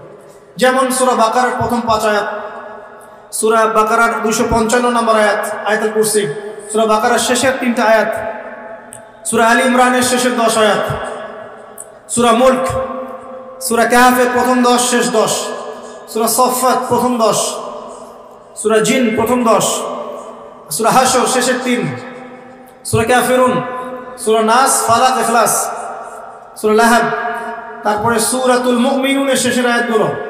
ইত্যাদি এই ধরনের কিছু ইম্পর্টেন্ট বাছাই করা আয়াতগুলো তো কমপক্ষে মুখস্থ করা যাবে, যাবে না ইনশাল্লাহ? আমরা সারা জীবনে কি কম পড়াশোনা করেছি? 30 বছর পড়াশোনা করেছি। 30 বছর পড়াশোনা করে যদি আমি 30টা আয়াত শিখতে না পারি, তাহলে নিঃসন্দেহে এই পড়াশোনার জীবনে আমি ব্যর্থ। ব্যর্থ না সফল? সফল। 30 বছর পড়াশোনা করে যদি আমরা 30টা হাদিস না শিখি, তাহলে আমরা ব্যর্থই। আমাদেরকে ব্যর্থই বলতে হবে। আমরা যদি এতদিন পড়াশোনা করেও ইসলামের বেসিক বিষয়গুলো না শিখি, আমরা ব্যর্থই। ব্যর্থ না? অবশ্যই ব্যর্থ। আল্লাহ পাক আমাদেরকে শেখার তৌফিক দান করবেন। এরপরে সামনে যাই। হিফজ করলে কি হবে? যারা এরকম করে হিফজ করতে পারবে, আমল করতে পারবে, হাসরের মাঠে আল্লাহ রাব্বুল আলামিন ওই বান্দাদেরকে উদ্দেশ্য করে বলবেন, ইকরা ওয়ারতাক, তুমি পড়ো এবং উপরের দিকে উঠতে থাকো। ওয়ারাতিল কামা কুনতা তুরাতিল ফিদ দুনিয়া, তুমি দুনিয়াতে যেমন করে তেলাওয়াত করতে, এখন সেভাবে তেলাওয়াত করতে থাকো। তোমার শেষ মঞ্জিল হবে সেখানে, যেখানে তুমি পড়া শেষ করবে। কোরআন তেলাওয়াত করতে করতে আপনি যেখানে থামবেন, জান্নাতের সেই স্তরে আপনাকে রাখা হবে ইনশাআল্লাহ। তাহলে কোরআনের হাফেজ হওয়ার প্রয়োজন আছে না? এছাড়াও হাফেজে কোরআনরা কিন্তু সুপারিশও করবে, তার পরিবার বর্গের অনেকের জন্য সুপারিশ করবে ইনশাআল্লাহ। যারা কবিরা গুনাহগার হয়েছে, আল্লাহ পাক তাদের সুপারিশ কবুল করে ইনশাআল্লাহ ওই ব্যক্তিদেরকেও জান্নাতে দিয়ে দিবেন ইনশাআল্লাহ। আল্লাহ পাকের কাছে আমরা দোয়া করি যেন আমরাও কোরআনে হাফেজ হতে পারি। আমরা যদি নাও পারি, আমাদের সন্তানদেরকে যেন হাফেজ বানাতে পারি ইনশাআল্লাহ। বারবার একটা কথা বলি প্রত্যেকটা মাহফিলে গিয়ে, যে আল কোরআনের আলো ঘরে ঘরে জ্বলবে না যতক্ষণ পর্যন্ত ঘরে ঘরে কোরআনওয়ালা মানুষ তৈরি হবে না। প্রত্যেকটা ঘরে আমাদের অন্তত একটা করে কোরআনওয়ালা মানুষ লাগবে, তো লাগবে না? একটা করে কোরআনওয়ালা মানুষ তো লাগবে কমসে কম। আল্লাহ পাক আমাদের সন্তানদেরকে কোরআনওয়ালা মানুষ হিসেবে মানুষ করার তৌফিক দান করুন, আমিন। আমি বলছি না আপনারা ডক্টর ইঞ্জিনিয়ার হবেন না, জেনারেল পড়াশোনা ছেড়ে দিবেন, এগুলো বলছি না। এই পড়াশোনা ছেড়ে দিলে আপনি কোরআন সুন্নাহকে হাতে নিয়ে বিশ্বকে চ্যালেঞ্জ করতে পারবেন না। এই পড়াশোনা দরকার আছে, কিন্তু আপনার ভিত্তিটা হতে হবে কোরআন সুন্নাহ কেন্দ্রিক। পারা যাবে না ইনশাআল্লাহ? আল্লাহ তৌফিক দান করুন, আমিন। 3 নম্বর হচ্ছে কোরআনের আদেশগুলো আমাদের মেনে চলার চেষ্টা করতে হবে। 4 নম্বর কোরআনের যে নিষেধগুলো আছে এগুলো বর্জন করতে হবে। 5 নম্বর কোরআনের দাওয়াত মানুষের কাছে পৌঁছাতে হবে। যতজন আপনার দাওয়াতে ভালো পথে ফিরে আসবে, সবার নেকি ইনশাল্লাহ আপনি পাবেন ইনশাল্লাহ। এবং 6 নম্বর কোরআনের কিছু বিধান আছে, বিধান এগুলোকে পাশ কাটিয়ে যাওয়া যাবে না, এগুলোকে বাস্তবায়ন করার চেষ্টা করতে হবে। আল্লাহ পাক তৌফিক দান করুন। এই 6টা কাজ যখন একত্রিত হবে, তখন এই যে আল্লাহ পাক নাজিল করলেন কোরআন, বিশাল কসম করে নাজিল করেছি, এর হকটা আদায় হবে। এবং যেভাবে আইয়ামে জাহেলিয়াতের সেই যুগটা পরিবর্তন হয়েছিল, ইনশাআল্লাহ এই যুগের জাহেলিয়াতও পরিবর্তন হবে ইনশাআল্লাহ। আমি আইয়ামে জাহেলিয়াতের যে পাপগুলোর কথা বলেছিলাম, মনে আছে তো? সেগুলো এই যুগে নাই। এই যুগে শিরক নাই, এই যুগে সুদ নাই, মাদকদ্রব্য, নারী জাতির অবমাননা, গোত্রীয় হানাহানি নাই। তার মানে আমরাও তো জাহিলিয়াতে আছি নাকি? নিঃসন্দেহে আমরাও জাহিলিয়াতের মধ্যেই আছি। যদি আমরা কোরআন এবং সুন্নাহ কেন্দ্রিক নবীর মতো করে মেহনত করতে পারি সাল্লাল্লাহু আলাইহি ওয়াসাল্লাম, তাহলে তিনি যেভাবে পরিবর্তন করেছিলেন ইনশাআল্লাহ আমরাও করতে পারবো ইনশাআল্লাহ। আমরা যদি নাও পারি, আমাদের পরবর্তী জেনারেশন পারবে ইনশাআল্লাহ। তারা যদি না পারে, তারপরের জেনারেশন পারবে ইনশাআল্লাহ। যে পারবে না বা চেষ্টা করবে না, আল্লাহ পাক তাদেরকে সরিয়ে দিবেন। আল্লাহ পাক সরিয়ে দিবেন। আল্লাহ পাক বলেন, ইন তানসুরুল্লাহ ইয়ানসুরকুম, তোমরা যদি আল্লাহর দ্বীনকে সাহায্য করো তবেই আল্লাহ পাক তোমাদেরকে সাহায্য করবেন। ওয়া ইউসাব্বিত আকদামাকুম, তোমাদের পা দৃঢ় রাখবেন। ওয়া ইন তাতাওয়াল্লাউ, আর তোমরা যদি মুখ ফিরিয়ে নাও, ইস্তাবদিল কওমান গায়রাকুম, আল্লাহ পাক তোমাদেরকে সরিয়ে দিয়ে নতুন কওমকে নিয়ে আসবে। সুম্মা লা ইয়াকুনু আমসালাকুম, তারা তোমাদের মতো অপদার্থ হবে। এটা আল্লাহ পাকের সুন্নাত। পৃথিবীর প্রত্যেক মুসলমান যদি তার উপর দায়িত্ব ছেড়ে দেয়, আল্লাহ পাক অমুসলিমদেরকে হেদায়েত দিয়ে ইসলামে নিয়ে আসবেন ইনশাআল্লাহ। আল্লাহ পাকের কোনো পরোয়া নাই। আমি আপনি দাওয়াতি কাজ না করলে, ইসলাম চর্চা না করলে, প্রচার প্রসার না করলে ইসলাম ভেঙে পড়বে না, থেমে যাবে না। বরং আমরাই ইতিহাস থেকে হারিয়ে যাব। ইতিহাস থেকে আমরাই হারিয়ে যাব। যারাই আল্লাহ রাব্বুল আলামিনের বিধান এবং ওহীর সাথে কুসম্পর্ক রাখবে, বিরোধিতা করবে এবং এটাকে ডমিনেট করার চেষ্টা করবে, আল্লাহ পাক তাদেরকে ইতিহাস থেকেই মুছে ফেলবেন। এটা সুন্নত। নমরুদকে এখন কেউ মনে করে না, করে? ফিরআউনকে কেউ মনে করে এখন? আজ জাতি সামুদ জাতির কোনো অস্তিত্ব আছে? কওমে নূহের কোনো অস্তিত্ব আছে? শুআইব আলাইহিস সালামের কওম কি বেঁচে আছে? তারপরে ঈসা আলাইহিস সালামকে যারা ওই যে ক্রুশে লটকাতে চেয়েছিল, ওরা কি কেউ টিকে আছে? মুসা আলাইহিস সালামের সাথে যারা বিরোধিতা করেছিল, টিকে আছে কেউ? কেউ নাই। এমনকি নবী সাল্লাল্লাহু আলাইহি ওয়াসাল্লামের সাথে যারা গাদ্দারি করেছিল, বিরোধিতা করেছিল, আবু জাহেল, আবু লাহাব, উতবা, শায়বা, কেউ কি বেঁচে আছে? এর ইতিহাস থেকে মুছে গেছে। এটা আল্লাহ পাকের সুন্নাত। কিন্তু প্রত্যেক যুগে যুগের হকপন্থী মানুষরা কিন্তু টিকে আছে, তাদের কাজ টিকে আছে, ওদের আদর্শ টিকে আছে। এটা আল্লাহ পাকের সুন্নাত। আল্লাহ পাক আমাদেরকে বোঝার তৌফিক দান করুন। এবার আল্লাহ পাক এই সূরার মধ্যে এই মেসেজটা দেওয়ার পরে আপনাকে আমি সামনে নিয়ে যাচ্ছি। আল্লাহ পাক কোরআন নাজিল করছেন, কোরআনের হকগুলো ব্যাখ্যা করে দেওয়ার পর আল্লাহ পাক বলছেন, এবার তোমরা প্রথম যে বিষয়ে সতর্ক থাকবে, সর্বপ্রথম তোমরা যে বিষয়ে সতর্ক থাকবে সেটা হচ্ছে ইযা ওয়াকাআতিল ওয়াকিয়া। ওয়াকিয়া মানে এখানে কি? কিয়ামত। ওয়াকিয়া মানে কি? একটা আন্তর্জাতিক চক্রান্ত চলতেছে মানুষকে কিয়ামতের আলোচনা থেকে বিরত রাখার জন্য। কারণ কিয়ামতের আগে আগে বিশ্বে ইসলাম ছাড়া কিচ্ছু থাকবে না। পৃথিবীতে এখন যে ফিতনাগুলো দেখছেন এগুলো হয়তো আরো বাড়বে। হ্যাঁ, এগুলো বাড়বে, বাড়তে বাড়তে বাড়তে একটা পর্যায়ে যাবে যখন মাসিহুদ দাজ্জাল বের হবে এবং দাজ্জাল তার অনুসারীদেরকে নিয়ে বিশ্বটাকে শাসন করবে। ওটাই বিশ্বের শেষ শয়তানি শাসন। এরপর কোনো শয়তানি শাসন থাকবে না। এরপর আসছেন ইমাম মাহদি, তারপর ঈসা ইবনে মারিয়াম এবং ইসলামিক খেলাফা। তাদের 40 বছরের রাজত্ব শেষ না হওয়া পর্যন্ত কিয়ামত হবে না ইনশাআল্লাহ। আল্লাহ পাক সবচেয়ে বেশি গুরুত্ব দিচ্ছেন, শুরুই করছেন সূরাতে ইযা ওয়াকাআতিল ওয়াকিয়া। স্মরণ করো কিয়ামতের কথা, যখন কিয়ামত হবে। তাহলে এই আলোচনার প্রয়োজন আছে না? কেন প্রয়োজন? বিকজ সচেতনতা, যে সিচুয়েশন সম্পর্কে সচেতন থাকলে আপনি সমস্যাগুলো সলভ করার একটা পথ বের করতে পারবেন। এই তো, নাকি কিয়ামত হবে জন্য আমরা সবাই হাত গুটিয়ে বসে থাকবো? এটা কি আলোচনার উদ্দেশ্য? পাশে আগুন লেগেছে, আগুনটা আস্তে আস্তে এদিকে আসছে। এখন যদি আমি মনে করি আচ্ছা আগুন আসবে, যখন আসুক এদিকেই তাকায় থাকি আমি, যখন আসবে তখন দেখা যাবে, এই ব্যক্তি কি বোকা না সফল? আর যদি আপনি সচেতন হন, আপনি দেখছেন আগুন আসছে, সতর্ক আছেন, আপনি তো বাঁচার কোনো পথ বের করবেন, চেষ্টা করবেন, পানি ঢালবেন, না হলে রাস্তা বের করবেন, কিছু তো একটা করবেন। এখন ফিতনা ফাসাদময় পৃথিবীর যদি ফিতনাগুলো রিড করতে না পারি, আগামী দিনগুলো কেমন হতে পারে একটা এস্টিমেট করতে না পারি, তাহলে আমি আসন্ন বিপদ মোকাবেলা করবো কিভাবে? কিছু মানুষ চাচ্ছে না যে সমাজের বুকে এই ফিতানগুলো নিয়ে কথা হোক, আখিরুজ্জামান এবং কিয়ামতগুলো নিয়ে কথা হোক এবং এর সলিউশনগুলো নিয়ে আলোচনা হোক। এটা একটা আন্তর্জাতিক চক্রান্ত চলছে। আল্লাহ পাক আমাদেরকে বোঝার তৌফিক দান করুন। এবং সেই চক্রান্তের অংশীদার যারা আছে, ভিতরের গাদ্দার, দাড়ি টুপি বলাই, তারা চাচ্ছে না যে আলোচনাগুলো সমাজে প্রচার হোক। খুব খেয়াল রাখবেন, নিজেদের বাইরের শত্রুকে চেনা খুব সহজ, ইন্টারনাল এনিমিদেরকে চেনা এত সহজ নয়। আর মনে রাখবেন, বাইরের শত্রু আপনার এত বেশি ক্ষতি করবে না, ভিতরের শত্রুদের কারণে আপনাকে মার খেতে হবে। জুলুমের শিকারও হবেন আপনি এবং অপবাদও শুনবেন আপনি। এটা অপবাদ, এটা তো অবাক হচ্ছি না আমি এই কারণে, বিকজ শেষ জামানায় সত্য হবে মিথ্যা, মিথ্যা হবে সত্য। সত্যবাদীকে মানুষ মিথ্যাবাদী বলবে, আর ফাসেক, মিথ্যাবাদী, মিথ্যুক, ভণ্ডকে মানুষ সত্যবাদী মনে করা শুরু করবে। মানুষ দিনকে রাত করবে, রাতকে দিন করবে, ন্যায়কে অন্যায় করবে, অন্যায়কে ন্যায় করবে। আমানতদার ব্যক্তিকে মানুষ খেয়ানতকারী বলবে, খেয়ানতকার ব্যক্তিকে মানুষ আমানতদার বলা শুরু করবে। সুবহানাল্লাহ, এই চলছে এখন সমাজে। তবে এগুলোতে আমরা অবাক হচ্ছি না, বিকজ আমরা জানি যে সিচুয়েশনটা আখিরুজ্জামানের দিকেই যাচ্ছে। এটা স্বাভাবিক, এটাই হবে, এটাই স্বাভাবিক, এমনই হবে।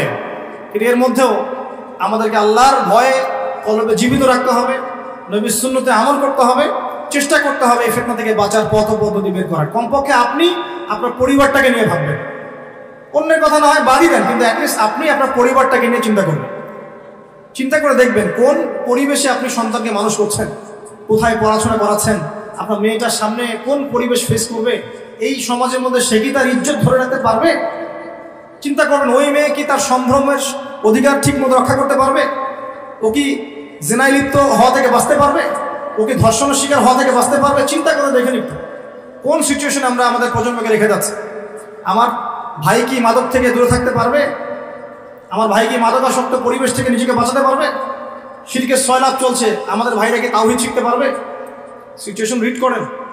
আল্লাহ পাক এই সূরার প্রথমেই আপনাকে নক করছেন, ইযা ওয়াকাআতিল ওয়াকিয়া। স্মরণ করো যখন কিয়ামত সংঘটিত হবে। লাইসা লিল ওয়াকাআতিহা কাযিবা, এই কিয়ামতের ব্যাপারটা মিথ্যা নয়, এটাকে কেউ মিথ্যা মনে করতে পারবে না। পারবে না। একটা শুধু আশার বাণী শুনিয়ে দেই যে 10টা আলামত না দেখা পর্যন্ত কিয়ামত হবে না। কয়টা আলামত? 10টা। তার মধ্যে প্রথম হচ্ছে মাসিহুদ দাজ্জাল, 2 ইয়াজুজ আর মাজুজ, 3 নবী ঈসা আলাইহিস সালামের আগমন, 4 দাব্বাতুল আরদ, 5 ইয়েমেন থেকে আগুন বের হবে, 6 3টা ভূমিকম্প, পূর্ব দিকে একটা, পশ্চিমে একটা, মাঝখানে একটা, 7 এই যে সরি এটা ছিল 4 5 6 7 8, 8 নাম্বার হচ্ছে আপনার পশ্চিম দিক থেকে সূর্য উদয়, একটা হচ্ছে দাব্বাতুল আরদ বলছি। আচ্ছা একটা আমি এই মধ্যে মনে করতে পারছি না, মানে এই 8টা আরো 2টা আছে, হাদিসটা প্রসিদ্ধ মাশহুর হাদিস, সব কিতাবে পাবেন। এইরকম 10টা আলামত ছাড়া, 10টা আলামত না হওয়া পর্যন্ত কিয়ামত সংঘটিত হবে না ইনশাআল্লাহ। আবার চেষ্টা করে দেখি। 1 নাম্বার মাসিহুদ দাজ্জাল, 2 নাম্বার হচ্ছে নবী ঈসা আলাইহিস সালামের আগমন, 3 নাম্বার হচ্ছে আপনার কি বললাম ইয়াজুজ এবং মাজুজ, 4 নাম্বার দাব্বাতুল আরদ, 5 নাম্বার ইয়েমেনের আগুন, 6 7 8 হচ্ছে আপনার 3টা ভূমিকম্প, 9 পশ্চিম দিক থেকে সূর্যোদয়। একটা মিস করে ফেলছি, এক্স্যাক্টলি না না আরেকটা আছে, বাতাস না, কে বলতে পারবেন? জি দুখান, দুখান রাইট, সুবহানাল্লাহ। কি নাম আপনার?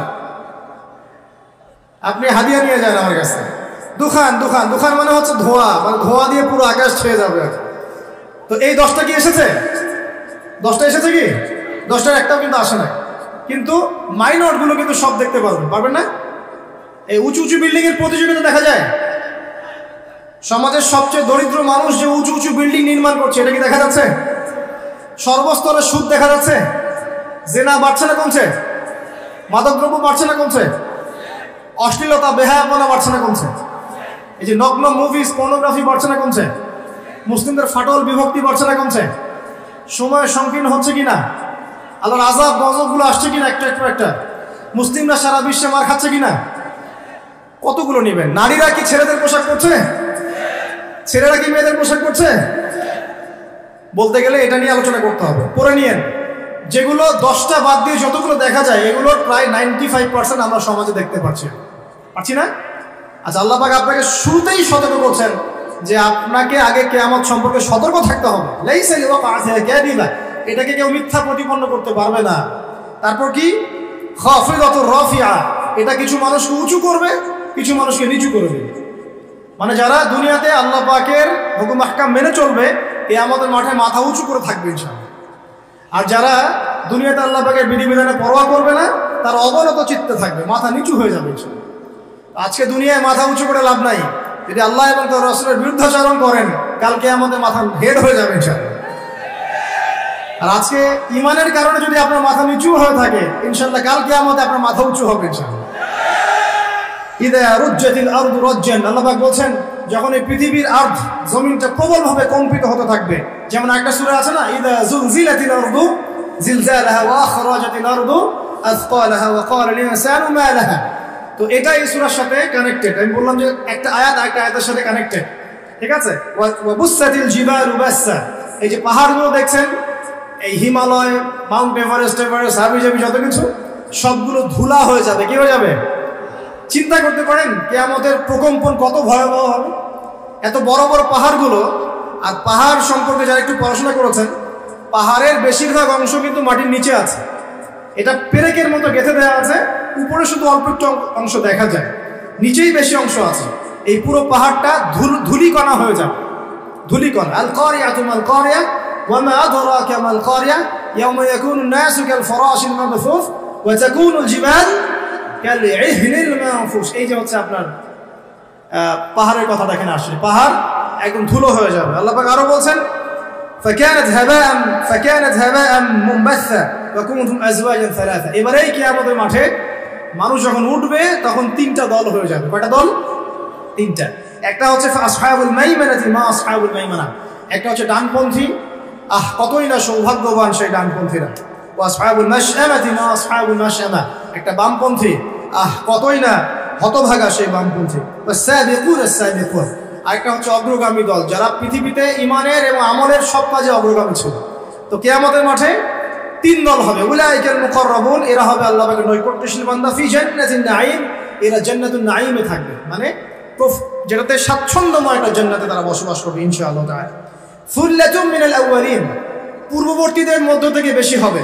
কালিলুম মিনাল আখিরিন, এবং শেষ জামানার লোকদের মধ্যে কম হবে। তাই না? যত দিন যাচ্ছে তত মানুষ খারাপ হচ্ছে না? তো এই জন্য আগেকার মানুষদের মধ্যে থেকে বেশি জান্নাতে যাবে। তবে একটা সুসংবাদও আছে, একটু পরে আল্লাহ পাক আবার এটাও বলেছেন যে সুল্লাতুম মিনাল আউয়ালিন ওয়া সুল্লাতুম মিনাল আখিরিন, এটাও বলেছেন যে প্রথম দিকের মানুষ থেকেও বেশি, শেষ থেকেও বেশি। এখন যারা আমরা শেষের দিকে আছি, যারা ফিতনা ফাসাদময় পরিবেশে আছে, তাদের জন্য নবী সাল্লাল্লাহু আলাইহি ওয়াসাল্লাম বলেছেন যে তোমরা যদি এরকম ফিতনা ফাসাদময় পরিবেশেও ঈমান ধরে রাখতে পারো, তাহলে 50 জন সাহাবীর সমান নেকি পাবে। এমনকি এমন হাদিস আছে, কেউ যদি আল্লাহর নবীর কোনো মৃত সুন্নতকে জীবিত করতে পারে, সে 50 জন সাহাবীর নেকি পাবে।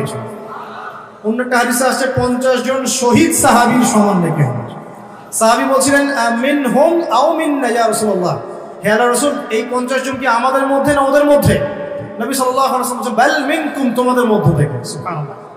এখানে আপনি বুঝতে পারছেন কিয়ামতের সতর্কতা, আলামতগুলো রিড করবেন, সতর্ক থাকবেন, এবং কিয়ামতের মাঠে মানুষ 3টা দলে ভাগ হয়ে যাবে।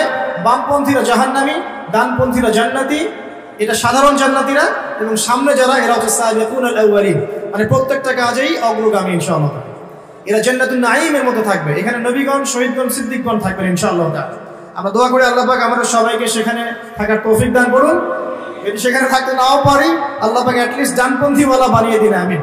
আল্লাহ পাক যেন বামপন্থীদের অন্তর্ভুক্ত না করেন, আমিন আমিন ইয়া রাব্বাল আলামিন। আল্লাহ পাক তার নবীর মাধ্যমে একটা হাদিস জানিয়েছেন, এটা বলে আমি সামনে যাই। নবীজি বলেছেন যে জান্নাতীদের মোট 120টা কাতার হবে। কয়টা? জান্নাতীদের মধ্যে মোট 120টা কাতার মানুষ হবে, যার মধ্যে 80টা কাতার হবে এই উম্মতে মুহাম্মাদির মধ্যে। এবার খুশি? আলহামদুলিল্লাহ। তাহলে 80টা কাতার ইনশাআল্লাহ আমাদের হবে।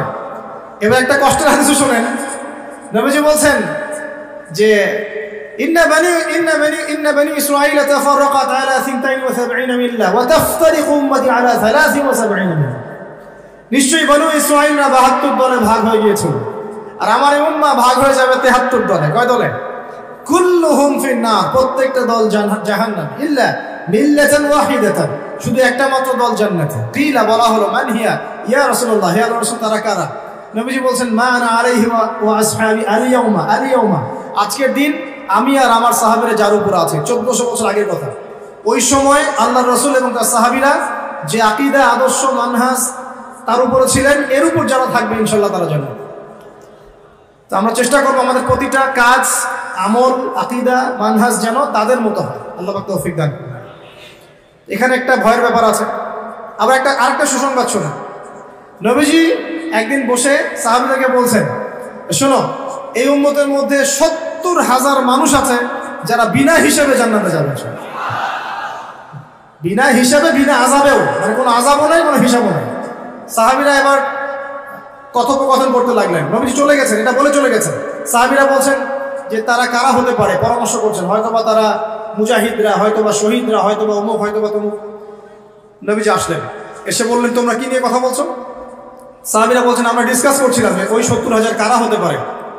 নবীজি বলছেন সাল্লাল্লাহু আলাইহি ওয়াসাল্লাম, শুনে রাখো, ওই 70,000 মানুষের বৈশিষ্ট্য মূলত 4টা। কয়টা? 1, তারা শুভ অশুভ এসব লক্ষণে বিশ্বাস করে না, মানে কোনো শিরকের সাথে ওদের কোনো সম্পর্ক নেই। কথা বুঝতে পারছেন? আর আপনি তো ওই যে পেপার খুললেই দেখবেন কন্যা রাশির এই, সিংহ রাশির এই, ওই যে জ্যোতিষী আপনাকে শুভ বলছে, এটা অশুভ। আবার আপনি বলছেন হ্যাপি বার্থডে। হ্যাপি মানে কি? শুভ। হ্যাপি বার্থডে মানে শুভ জন্মদিন। তো আপনার ওই দিনটা যে শুভ হয়ে যাবে, কে গ্যারান্টি দিয়েছে? গ্যারান্টি আছে? আবার ওই যে কিছু উদ্বোধন করবেন, ফিতা কাটলেন, পাখি উড়িয়ে দিলেন, শুভ। বাসা থেকে বের হচ্ছেন, বিড়াল সামনে দিয়ে চলে গেল, একটু বসে যাই, যে অশুভ। আপনি অশুভে বিশ্বাস করছেন। ওই 70,000-এর প্রথম বৈশিষ্ট্য হচ্ছে তারা কোনো শুভ অশুভ বিশ্বাস করে। মনের মধ্যে এমন যদি ধারণা আসে, একটা দোয়া করে নেবেন। বলে দেবো দোয়াটা? আল্লাহুম্মা লা তায়রা ইল্লা তায়রুক ওয়া লা খায়রা ইল্লা খায়রুক ওয়া লা ইলাহা গায়রুক। হে আল্লাহ, তোমার দেয়া মন্দ ছাড়া কোনো মন্দ নাই, তোমার দেয়া কল্যাণ ছাড়া কোনো কল্যাণ নাই, ওয়া লা ইলাহা গায়রুক, আপনি ছাড়া কোনো ইলাহি নাই। ব্যাস, তাওহীদে থাকবেন। 1 নাম্বার। 2, তারা আগুন দিয়ে, শেক দিয়ে দিয়ে গায়ে চিকিৎসা করে না। একটা শ্রেণী ছিল ওই সময়, মাজুস, যারা অগ্নি পূজারী ছিল, আগুনের মধ্য দিয়ে তারা চিকিৎসা গ্রহণ করতো এবং তারা আগুনের উপাসনা করতো। এখান থেকে নিষেধ করা হচ্ছে। 3 নাম্বার, তারা শরীরে কোনো উল্কি অঙ্কন করে না। উল্কি মানে কি? যে ট্যাটুস যেগুলো আপনারা অঙ্কন করছেন, অনেক ভাই জিম করে ট্যাটু বানায় আর কি। তো একটু আগে ভাইয়ের জিম থেকে ঘুরে আসছি আলহামদুলিল্লাহ, অনেকদিন আগের স্মৃতি মনে পড়ে গেল আর কি। আল্লাহ পাক দোয়া করে আল্লাহ পাক আমাদের ভাইদেরকে শরীর, আত্মা, মন সবকিছু সুস্থ রাখুক, আমিন। আর এটা পরামর্শ দিব যে আপনারা কায়িক পরিশ্রম করবেন, এবং এগুলো আমাদের উচিত ফিজিক্যাল এক্সারসাইজ করা উচিত। একটু ফিজিক্যাল গেমস খেলে কোনো সমস্যা নেই, কিন্তু হয়তো সময় নষ্ট করে খেলা দেখলে সমস্যা। যে খেলা আপনার ফিজিক্যাল উপকারিতা আছে আপনি খেলতে পারেন। কাদের কথা বলছেন? ডানপন্থী এবং অগ্রগামী, তারা সুউচ্চ আসনে হেলান দিয়ে বসে থাকবে। মুত্তাকিন আলাইহা মুতাকাবিলিন, তারা একে অপরের সাথে মুখোমুখি বসবে। পরিবেশটা চিন্তা করেন, হেলান দিয়ে আয়েশ করে মুখোমুখি বসে থাকবে ইনশাআল্লাহ তাআলা জান্নাতীরা। আল্লাহ পাক আরো বলেন, ইয়াতুফু আলাইহিম উইলদানুন মুখাল্লাদুন, তাদের চারপাশে ছোট ছোট গিলমান যারা থাকবে তারা ঘোরাফেরা করবে। জান্নাতে এমন গিলমান থাকবে, গিলমান খাদেম, ছোট ছোট বাচ্চা যাদের চেহারা হবে মণিমুক্তার মতো, এরা চারপাশে ঘুরতে থাকবে। কি নিয়ে ঘুরবে?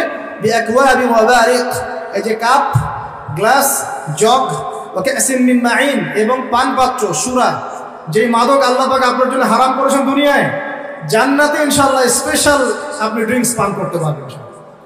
এবং সেটা খেলে কোনো মাদকতাও আসবে না ইনশাআল্লাহ তাআলা, কোনো শরীরে কোনো ক্ষতিও হবে না, বরং উপকার হবে ইনশাআল্লাহ। লা ইউসাদ্দাউনা আনহা ওয়া লা ইউনজাফুন, এটা আপনার মস্তিষ্ক বিকৃতিও করবে না ইনশাআল্লাহ, এবং ইনশাআল্লাহ আপনার শারীরিক কোনো ক্ষতিও করবে না। আরও থাকবে ফিহা ফাকিহাতুন ওয়া ফাকিহাতুন মিম্মা ইয়াতাখায়্যারুন, আপনি যে ফল চান, যেটা আপনার ইখতিয়ার, যে ফল আপনি পছন্দ করেন, সেই ফল আল্লাহ রাব্বুল আলামিন আপনাকে দিবেন। ওয়া লাহমি তায়রিন মিম্মা ইয়াশতাহুন, এবং পাখির গোশত আল্লাহ পাক আপনাকে খাওয়াবেন ইনশাআল্লাহ।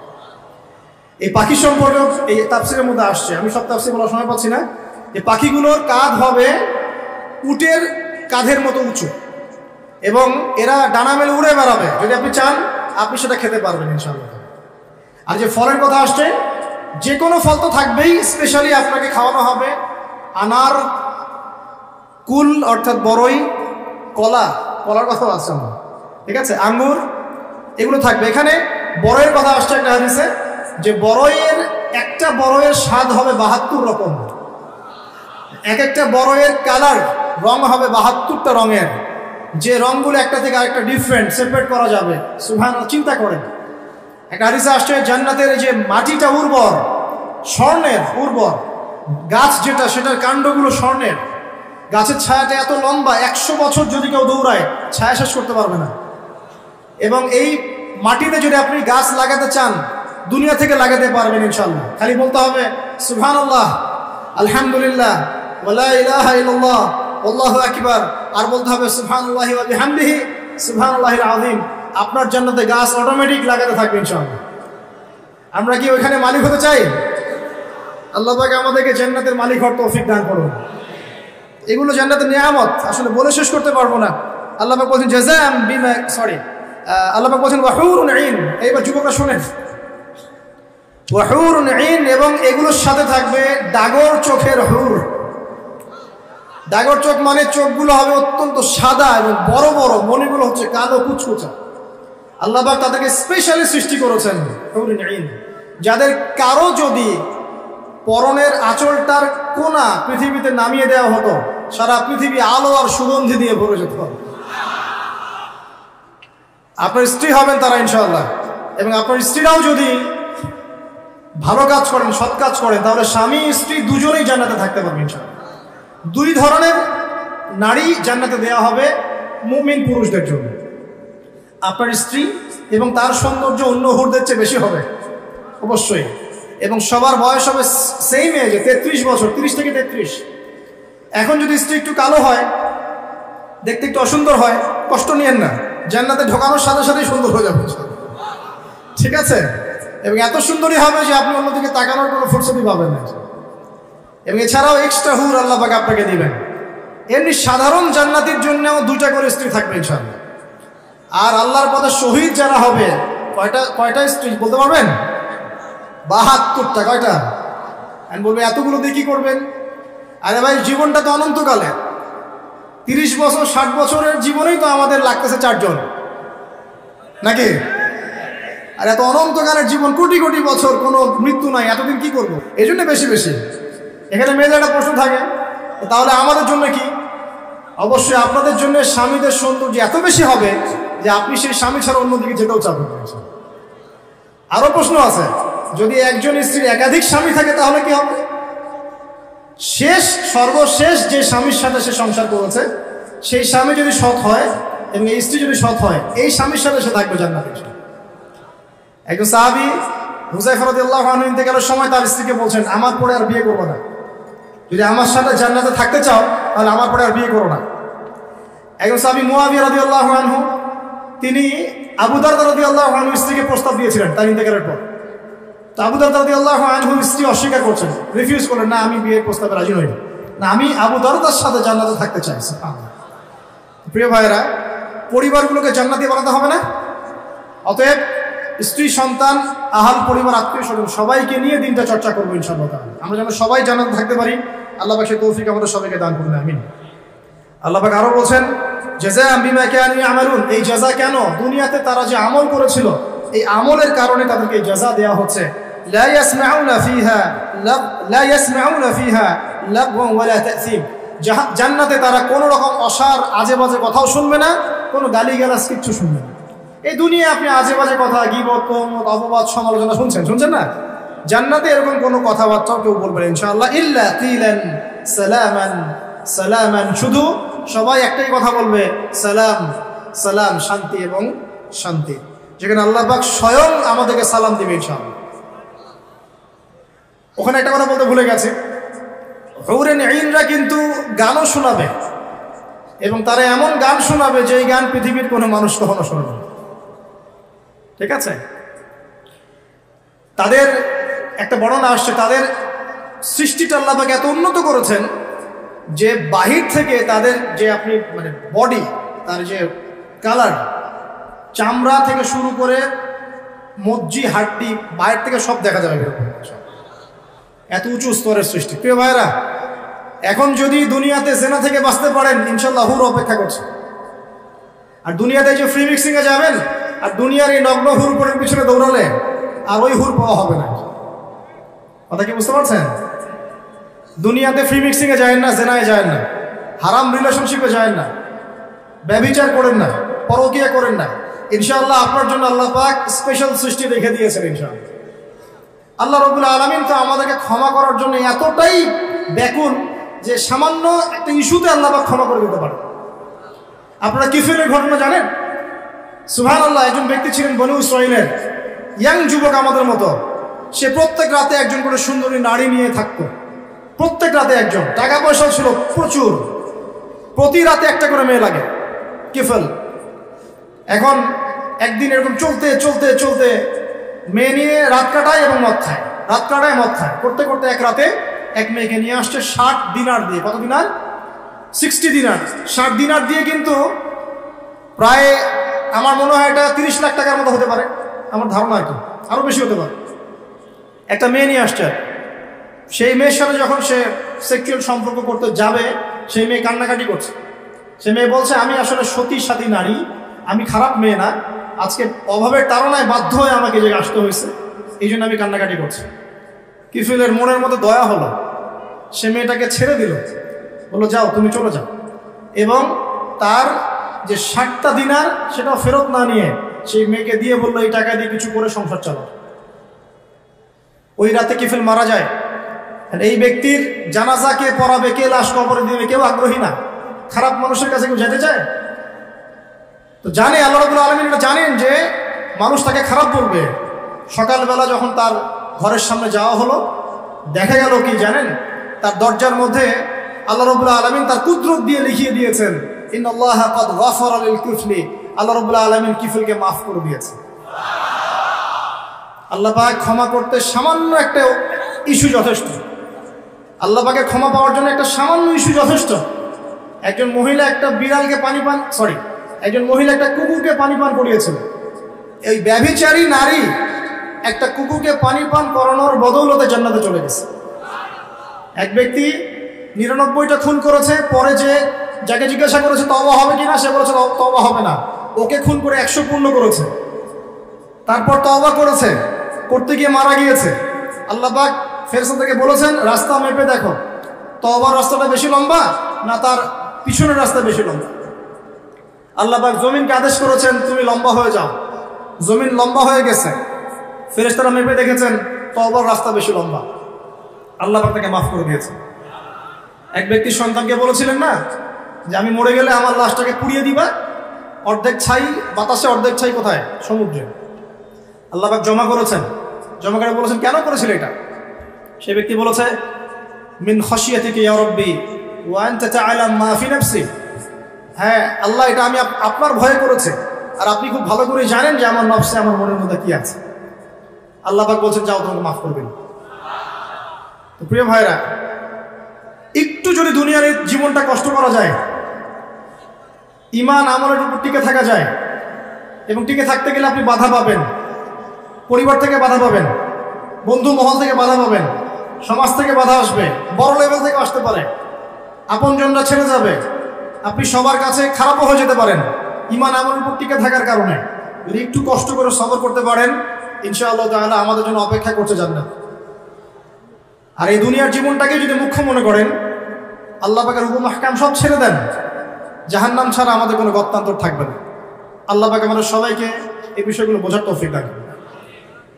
সামনে যাই, সূরা অনেক বড়, আমি শর্ট করে শেষ করছি। আল্লাহ পাক এরপর বলছেন যে ওয়া আসহাবুল ইয়ামিন মা আসহাবুল ইয়ামিন, আর ডানপন্থী ওয়ালারা, কতই না সৌভাগ্যবান সেই ডানপন্থী ওয়ালারা। ফি সিদরিন মাখদুদ, তারা থাকবে এই যে কুল গাছ, একটু আগে বললাম বড়ই গাছ, কাঁটাহীন বড়ই গাছ তাদের জন্য দেওয়া হবে। ওয়া তালহিন মামদুদ, এবং কাঁধি কাঁধি কলা সাজিয়ে দেওয়া হবে। কলার কথা বললাম না, কলা খেতে দেওয়া হবে, কলা খায়েন বেশি করে। ওয়াজুল্লিন মামদুদ, জিল মানে ছায়া, মামদুদ লম্বা, মানে এত লম্বা ছায়া হবে যেই ছায়া 100 বছর অতিক্রম করে পার করতে পারবে না। ও মাইম মাসকুব, এবং এখানে পানি থাকবে, বিশুদ্ধ পানি, শুভ্র সাদা। এখানে একজন কেউ বলেছে এটা দ্বারা হাউজে কাউসার উদ্দেশ্য হতে পারে, যে হাউজে কাউসারের পানি খেলে আপনি কোনোদিনও পিপাসার্ত হবেন না ইনশাআল্লাহ। মধুর চেয়ে বেশি মিষ্টি এবং দুধের চেয়ে বেশি সাদা। ও ফাকিহাতিন কাসীরা, এবং অনেক অনেক রকম ফাকিহা বা ফল ফলাদি থাকবে।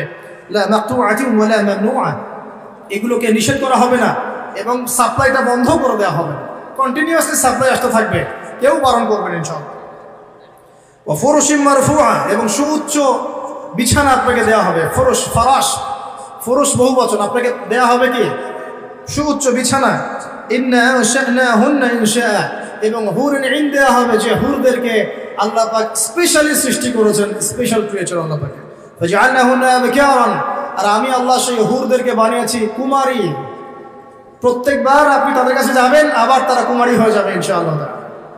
আর আজকে যদি এই যে বললাম জেনায় লিপ্ত থাকেন, তাহলে সেই কুমারী হুর পাওয়া হবে না। আল্লাহ পাক বোঝার তৌফিক দান করুন। উরুবান আতরাবা, তারা খুব প্রেমময়ী হবে এবং স্বামী ভক্ত হবে। লিআসহাবিল ইয়ামিন, ডানপন্থী ওয়ালাদের জন্য। সুল্লাতুম মিনাল আউয়ালিন, পূর্ববর্তীদের মধ্যে বহু মানুষ এর অন্তর্ভুক্ত হবে। বা সুল্লাতুম মিনাল আখিরিন, এবং শেষদের মধ্যেও বহু মানুষ এর অন্তর্ভুক্ত হবে ইনশাআল্লাহ। এরপর আল্লাহ পাক পরের ফেজে গিয়ে বলছেন ওয়া আসহাবুশ শিমাল মা আসহাবুশ শিমাল, আর বামপন্থী ওয়ালা, কতই না দুর্ভাগা এই বামপন্থী ওয়ালারা। ফি সামুমি ওয়া হামিম, এরা থাকবে উষ্ণ বাতাসে এবং হামিমের মধ্যে। হামিম মানে কি জানেন? ফুটন্ত পানি, সামুম উষ্ণ বাতাস, প্রচণ্ড গরম বাতাস প্রবাহিত হবে, আর গরম পানি খেতে দেওয়া হবে। আর কি ওয়াজুল্লিম মিন ইয়াহমুম, এমন ছায়ায় দাঁড় করানো হবে যে ছায়াটা কালো ধোঁয়া দ্বারা আচ্ছাদিত হয়ে থাকবে। লা বারিদিন ওয়ালা কারীম, এগুলো ঠান্ডা হবে না এবং আরামদায়ক হবে না। ইন্নাহুম কানু ক্বাবলা যালিকা মুতরাফিন, এই শাস্তি কেন হবে? কারণ দুনিয়ার জীবনে তারা আল্লাহ পাকের হুকুম আহকামের যাররা পরোয়া করতো না, তারা সীমা লঙ্ঘন করতো। ওয়া কানু ইউসিরুনা আলাল হিনসিল আযীম, এবং এই যে মানে দুনিয়ার জীবনে তারা সব ধরনের যে কবিরা গুনাহ, এই কবিরা গুনাহতে তারা লিপ্ত থাকতো, এই কারণে ওদেরকে শাস্তি দেওয়া হয়। তো এই দুনিয়ার জীবনে আমরা সুদ খাচ্ছি না ভাই? সুদ, ঘুষ, জিনা, ব্যভিচার, আত্মসাৎ, দুর্নীতি আমরা করছি না? যদি এই হয় আমাদের অবস্থা, তাহলে আমাদের জন্য অপেক্ষা করছে আসহাবুশ শিমাল এবং জাহান্নামের আযাবগুলো। আল্লাহ হেফাজত করুন, আমিন। ওয়া কানু ইয়াকুলুন, এবং তারা আরো বলতো এই লোকগুলো আরো বলতো আইদা মিতনা ওয়া কুননা তুরাবান ওয়া ইযামা আইন্না লামাবউসুন, তারা আরো বলতো আমরা যখন মারা যাব, আমাদের হাড় হাড্ডি যখন এরকম পচে যাবে, গোশত থাকবে না, আমাদেরকে কি আল্লাহ পাক আবার জীবিত করবেন? তারা সংশয় প্রকাশ করতো। আবাউল আউয়ালিন, আমাদেরকেও করবে, আমাদের বাপ দাদা তাদেরকেও করবে, এটাও কি সম্ভব? তারা অস্বীকার করতো আজকের নাস্তিক প্রজন্মের মতো। কুল ইন্নাল আউয়ালিনা ওয়াল আখিরিন, আল্লাহ বলে দিন হে নবী আপনি বলে দিন অবশ্যই তোমাদেরকে তো করা হবে এবং তোমাদের পূর্ববর্তীদেরকেও করা হবে, শেষদেরকেও করা হবে, সামনের মানুষকে করা হবে। লামাজমুউনা ইলা মিকাতি ইয়াউমিন মা'লুম, নিঃসন্দেহে তোমাদের সবাইকে সেই সুনির্ধারিত দিনে একত্রিত করা হবে। সুম্মা ইন্নাকুম আইয়ুহাদ দাল্লুনাল মুকাজ্জিবুন, এরপর হে তোমরা পথভ্রষ্টরা এবং মিথ্যা প্রতিপন্নকারীরা শুনে রাখো, লাআকিলুনা মিন শাজারিন মিন যাক্কুম, তোমাদেরকে খাওয়ানো হবে যাক্কুম গাছের সেই তিক্ত বিষাক্ত ফল। ফামালিউনা মিনহাল বুতুন, এগুলো তোমাদের পেটের মধ্যে কোনো তৃপ্তি নিয়ে আসবে না, পেট ভরবে না এগুলোতে। ফাশারিবুনা আলাইহি মিনাল হামিম, এবং তোমাদেরকে হামিমের শরাব পান করানো হবে, ফুটন্ত উত্তপ্ত পানি পান করানো হবে। ফাশারিবুনা শুরবাল হিম, এই উত্তপ্ত পানিটাও তোমরা তখন উটের মতো করে পান করবে। উট যেমন করে গটগট করে পানি পান করে, সেই উত্তপ্ত পানিও তোমরা গটগট করে পান করা শুরু করবে। হাদা নুজুলুহুম ইয়াউমাদ্দিন, এগুলো হবে জাহান্নামীদের সেই দিনের মেহমানদারি। নাহনু খালাকনাকুম ফালাউলা তুসাদ্দিকুন, আল্লাহ পাক বলেন আমি তোমাদেরকে সৃষ্টি করেছিলাম, তোমরা কি তারপরেও আমার প্রতি বিশ্বাস করবে না? এরপর আল্লাহ পাক কিছু নিয়ামতের কথা বলছেন যে আফরাআইতুম মা তুমনুন, তোমরা যে বীর্যপাত ঘটাও সেই বীর্যের দিকে কখনো লক্ষ্য করেছো কি? আনতুম তাখলুকুনাহু আম নাহনুল খালিকুন, তোমরা কি সেই বীর্য সৃষ্টি করেছো না আমি আল্লাহ সেটা সৃষ্টি করেছি। নাহনু কদ্দারনা বাইনাকুমুল মাউত, আমি আল্লাহ তোমাদের মধ্যে মৃত্যু সৃষ্টি করেছি, মৃত্যুর সময় নির্ধারণ করেছি। ওয়ামা নাহনু বিমাসবুকিন, এবং আমাদেরকে বাধ্য করে, আমি আল্লাহ আমাকে বাধ্য করে এমন কোনো সত্তা নাই। আলা আন নুবাদদিল আমসালাকুম ওয়া নুশিআকুম ফিমা লা তা'লামুন, আল্লাহ পাক বলেন আল্লাহ পাক চাইলেই তোমাদেরকে সরিয়ে নতুন সৃষ্টি নিয়ে আসতে পারেন যে সম্পর্কে তোমাদের কোনো ধারণাই নেই। ওয়া লাকাদ আলিমতুম নাশআতাল উলা ফালাউলা তাযাক্কারুন, আর তোমরা তো খুব ভালো করে জানো প্রথমবার তোমাদেরকে কেমন করে সৃষ্টি করেছিলাম। আফরাআইতুম মা তাহরুসুন, তোমরা কি যে চাষবাসগুলো করো এই ফসলের দিকে তাকিয়ে দেখো না? আনতুম তাজরাউনাহু আম নাহনু সারিউন, তোমরা কি এই ফসলগুলো ফলাও না আমি এখান মাটি থেকে এটাকে উৎপন্ন করি? লাউ নাশাউ লাজআলনাহু হুতামা, আমি যদি চাইতাম তাহলে ফসলগুলোকে আমি খড়কুটায় পরিণত করতাম। ফাযালতুম তাফাক্কাহুন, তোমরা তখন কি হতে? তাফাক্কাহুন, বোকা হয়ে যেতে। তোমরা ফসল দেখতে যে ফসল সব নষ্ট হয়ে গেছে, তোমরা মনে করতে হায় এটা আমার কি হলো। আল্লাহ বলছেন ইন্না লামুগরামুন, তোমরা বলতে আমরা তো ক্ষতিগ্রস্ত হয়ে গেলাম। বাল নাহনু মাহরুমুন, বরং তোমরা মাহরুম হয়ে গেলে। আফরাআইতুমুল মা আল্লাযী তাশরাবুন, তোমরা কি সেই পানির দিকে লক্ষ্য করো না যেই পানি তোমরা পান করছো? আনতুম আনজালতুমুহু মিনাল মুজনি আম নাহনুল মুনজিলুন, তোমরা কি পানি মেঘ থেকে নাজিল করো না আমি আল্লাহ মেঘ থেকে নাজিল করি? লাউ নাশাউ জাআলনাহু উজাজান ফালাউলা তাশকুরুন, আমি আল্লাহ যদি চাইতাম তাহলে তোমাদের সমস্ত পানিকে লবণাক্ত বানিয়ে দিতাম, নোনা বানিয়ে দিতাম, তোমরা কি তবুও শুকরিয়া আদায় করবে না? আফরাআইতুমুন নারুল্লাতী তুরুন, তোমরা কি আগুনের দিকে দেখেছো কখনো? আগুনের দিকে তাকিয়ে কখনো কি শুকরিয়া আদায় করেছো? আনতুম আনশাতুম শাজারাতাহা আম নাহনুল মুনশিউন, এই গাছের কাঠগুলো কি তোমরা উৎপন্ন করো না আমি আল্লাহ উৎপন্ন করি? নাহনু জাআলনাহা তাযকিরাতাও ওয়া মাতাআন লিল মুকওয়িন, এই আগুনটাকে আমি বানিয়েছি তোমাদের জন্য উপদেশ কেন? কারণ এই আগুনটা হচ্ছে জাহান্নামের 70 ভাগের 1 ভাগ। আর আমরা যে আগুনটা ইউজ করি, এই আগুনটা ইউজ করানোর জন্য এই আগুনকে দুই বার সাগরের মধ্যে ঠান্ডা করা হয়েছে, তারপরে আগুনের এই শেপটা এসেছে। এই আগুন ছাড়া বিশ্বে আমরা কোনো কাজ করতে পারবো? এই আগুনের দিকে কখনো তাকিয়েছো? তোমরা কি আগুন কাঠ থেকে তোমরা যে আগুন জ্বালাও, এটা কি কাঠ তোমরা তৈরি করতে পারো না আমি তৈরি করে দিই? আল্লাহ পাক বলছেন যে এই আগুনটাকে বানিয়েছি উপদেশ স্বরূপ। নাহনু জাআলনাহা তাযকিরাতান, এটাকে উপদেশ বানিয়েছে। মাতাআন লিল মুকওয়িন, এবং তোমাদের জন্য ভোগ উপকরণ বানিয়েছে। ফাসাব্বিহ বিসমি রাব্বিকাল আযীম, যদি আল্লাহ পাকের সমস্ত নিয়ামতগুলো তোমরা স্বীকার করে থাকো তাহলে এখনই বলো সুবহান রাব্বিয়াল আযীম, সুবহান রাব্বিয়াল আযীম। আমরা কোথায় বলি এটা? নামাজের রুকুতে। দেখুন কোথায় আমরা কি বলছি, যার অর্থ কি, কার সাথে কত বিষয় সম্পৃক্ত আছে, দেখেছেন? এরপর আল্লাহ পাক বলেছেন যে ফালা উকসিমু বিমাওয়াকি'ন নুজুম, প্রথমে যেটা বললাম আমি কসম করছি নক্ষত্রের অবস্থান স্থলের। ওয়া ইন্নাহু লাকাসামুন লাউ তা'লামুন আযীম, নিশ্চয়ই এটা একটা বড় কসম যদি তোমরা জানতে। ইন্নাহু লাকুরআনুল কারীম, নিশ্চয়ই এটা হচ্ছে কোরআনুল কারীম। ফি কিতাবিন মাকনুন, এটা মাকনুন কিতাবে আছে। লা ইয়ামাসসুহু ইল্লাল মুতাহহারুন, পবিত্রতা অর্জনকারী ছাড়া এটাকে স্পর্শ করতে পারে না। তানজিলুম মির রাব্বিল আলামিন, এটা রব্বুল আলামিনের পক্ষ থেকে নাযিল করা হয়েছে। আফা বিহাদাল হাদীসি আনতুম মুদহিনুন, তোমরা কি এই হাদিসটাকে অস্বীকার করছো, এড়িয়ে যাচ্ছ? ওয়া তাজআলুন রিজকাকুম আন্নাকুম তুকাযযিবুন, অস্বীকার করাটাকে রিজিক বানিয়ে নিয়েছো। ফালাউলা ইযা বালাগাতিল হুলকুম, কখনো নয় যখন তোমাদের কণ্ঠের মধ্যে প্রাণ চলে আসবে।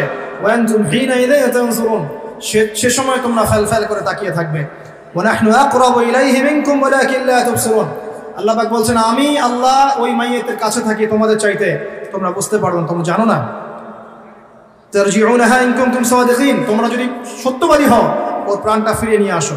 সবশেষ কথা হচ্ছে এই, সবশেষ কথা আল্লাহ পাক বলছেন ফাআম্মা ইন কানা মিনাল মুকাররাবিন, এই মৃত্যুবরণকারী মানুষ যদি ওই অগ্রগামীদের অন্তর্ভুক্ত হয়, অর্থাৎ দুনিয়াতে সে যদি প্রতিটা কাজ আল্লাহ পাকের হুকুম আহকাম তার রাসূলের সুন্নাহ অগ্রগামীদের মতো করে করে, তাহলে তার জন্য থাকবে ফারাউহুন ওয়া রাইহান ওয়া জান্নাতুন নাঈম, তার জন্য থাকবে বিশ্রাম নেওয়ার জায়গা, যে কবরে বিশ্রাম, ভোগ, ওয়া রাইহান, যত ভোগ উপকরণ আছে সব আল্লাহ দিবেন, ওয়া জান্নাতুন নাঈম, এবং স্বাচ্ছন্দ্যে ভরা একটা জান্নাত, চিরস্থায়ী জীবন আল্লাহ পাক দিবেন।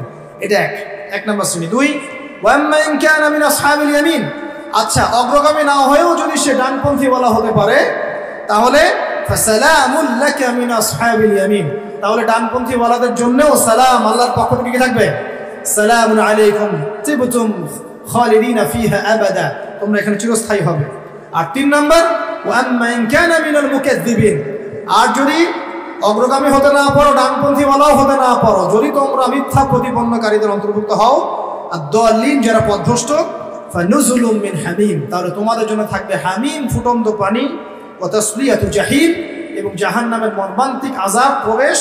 ইন্না হাযা লাহু হাক্কুল ইয়াকিন, আর এটা কোনো খেলতামাশা নয়, মিথ্যা কথা নয়, হাক্কুল ইয়াকিন, এটা হচ্ছে ধ্রুব সত্য কথা। অতএব ফাসাব্বিহ বিসমি রাব্বিকাল আযীম, তোমরা সবাই এই রব্বিয়াল আযীম, এই আযীম মহান রবের তাসবিহ পাঠ করো এবং বলো সুবহানা রাব্বিয়াল আযীম। আমরা সবাই বলি সুবহানা রাব্বিয়াল আযীম। সূরা ওয়াকিয়ার মধ্যে আল্লাহ রাব্বুল আলামিন প্রথমে কি বলেছেন? কিয়ামতের ভয়াবহতার কথা, তিন শ্রেণীর মানুষের কথা, ডানপন্থী ওয়ালাদেরকে আল্লাহ পাক কি নিয়ামত দিবেন, অগ্রগামীদেরকে কি নিয়ামত দিবেন, বামপন্থীদের কি অবস্থা হবে, এবং কোরআন কেন্দ্রিক আমাদের কাজগুলো কি। আল্লাহ রাব্বুল আলামিন এভাবে আমাদের প্রত্যেককে প্রত্যেকটা সূরা খুঁটে খুঁটে পড়ার তৌফিক দান করুন, ব্যাখ্যা সহ পড়ার তৌফিক দান করুন, বিশ্লেষণ করার তৌফিক দান করুন। আমাদের সবাইকে আল্লাহ পাক কোরআনওয়ালা বানিয়ে দিন, হাদিসওয়ালা বানিয়ে দিন, নবী সুন্নাহওয়ালা বানিয়ে দিন, এবং এই দুনিয়ার জীবনে কোরআন এবং সুন্নাহকে কেন্দ্র করে আমাদের সবাইকে এগিয়ে যাওয়ার তৌফিক আল্লাহ পাক দান।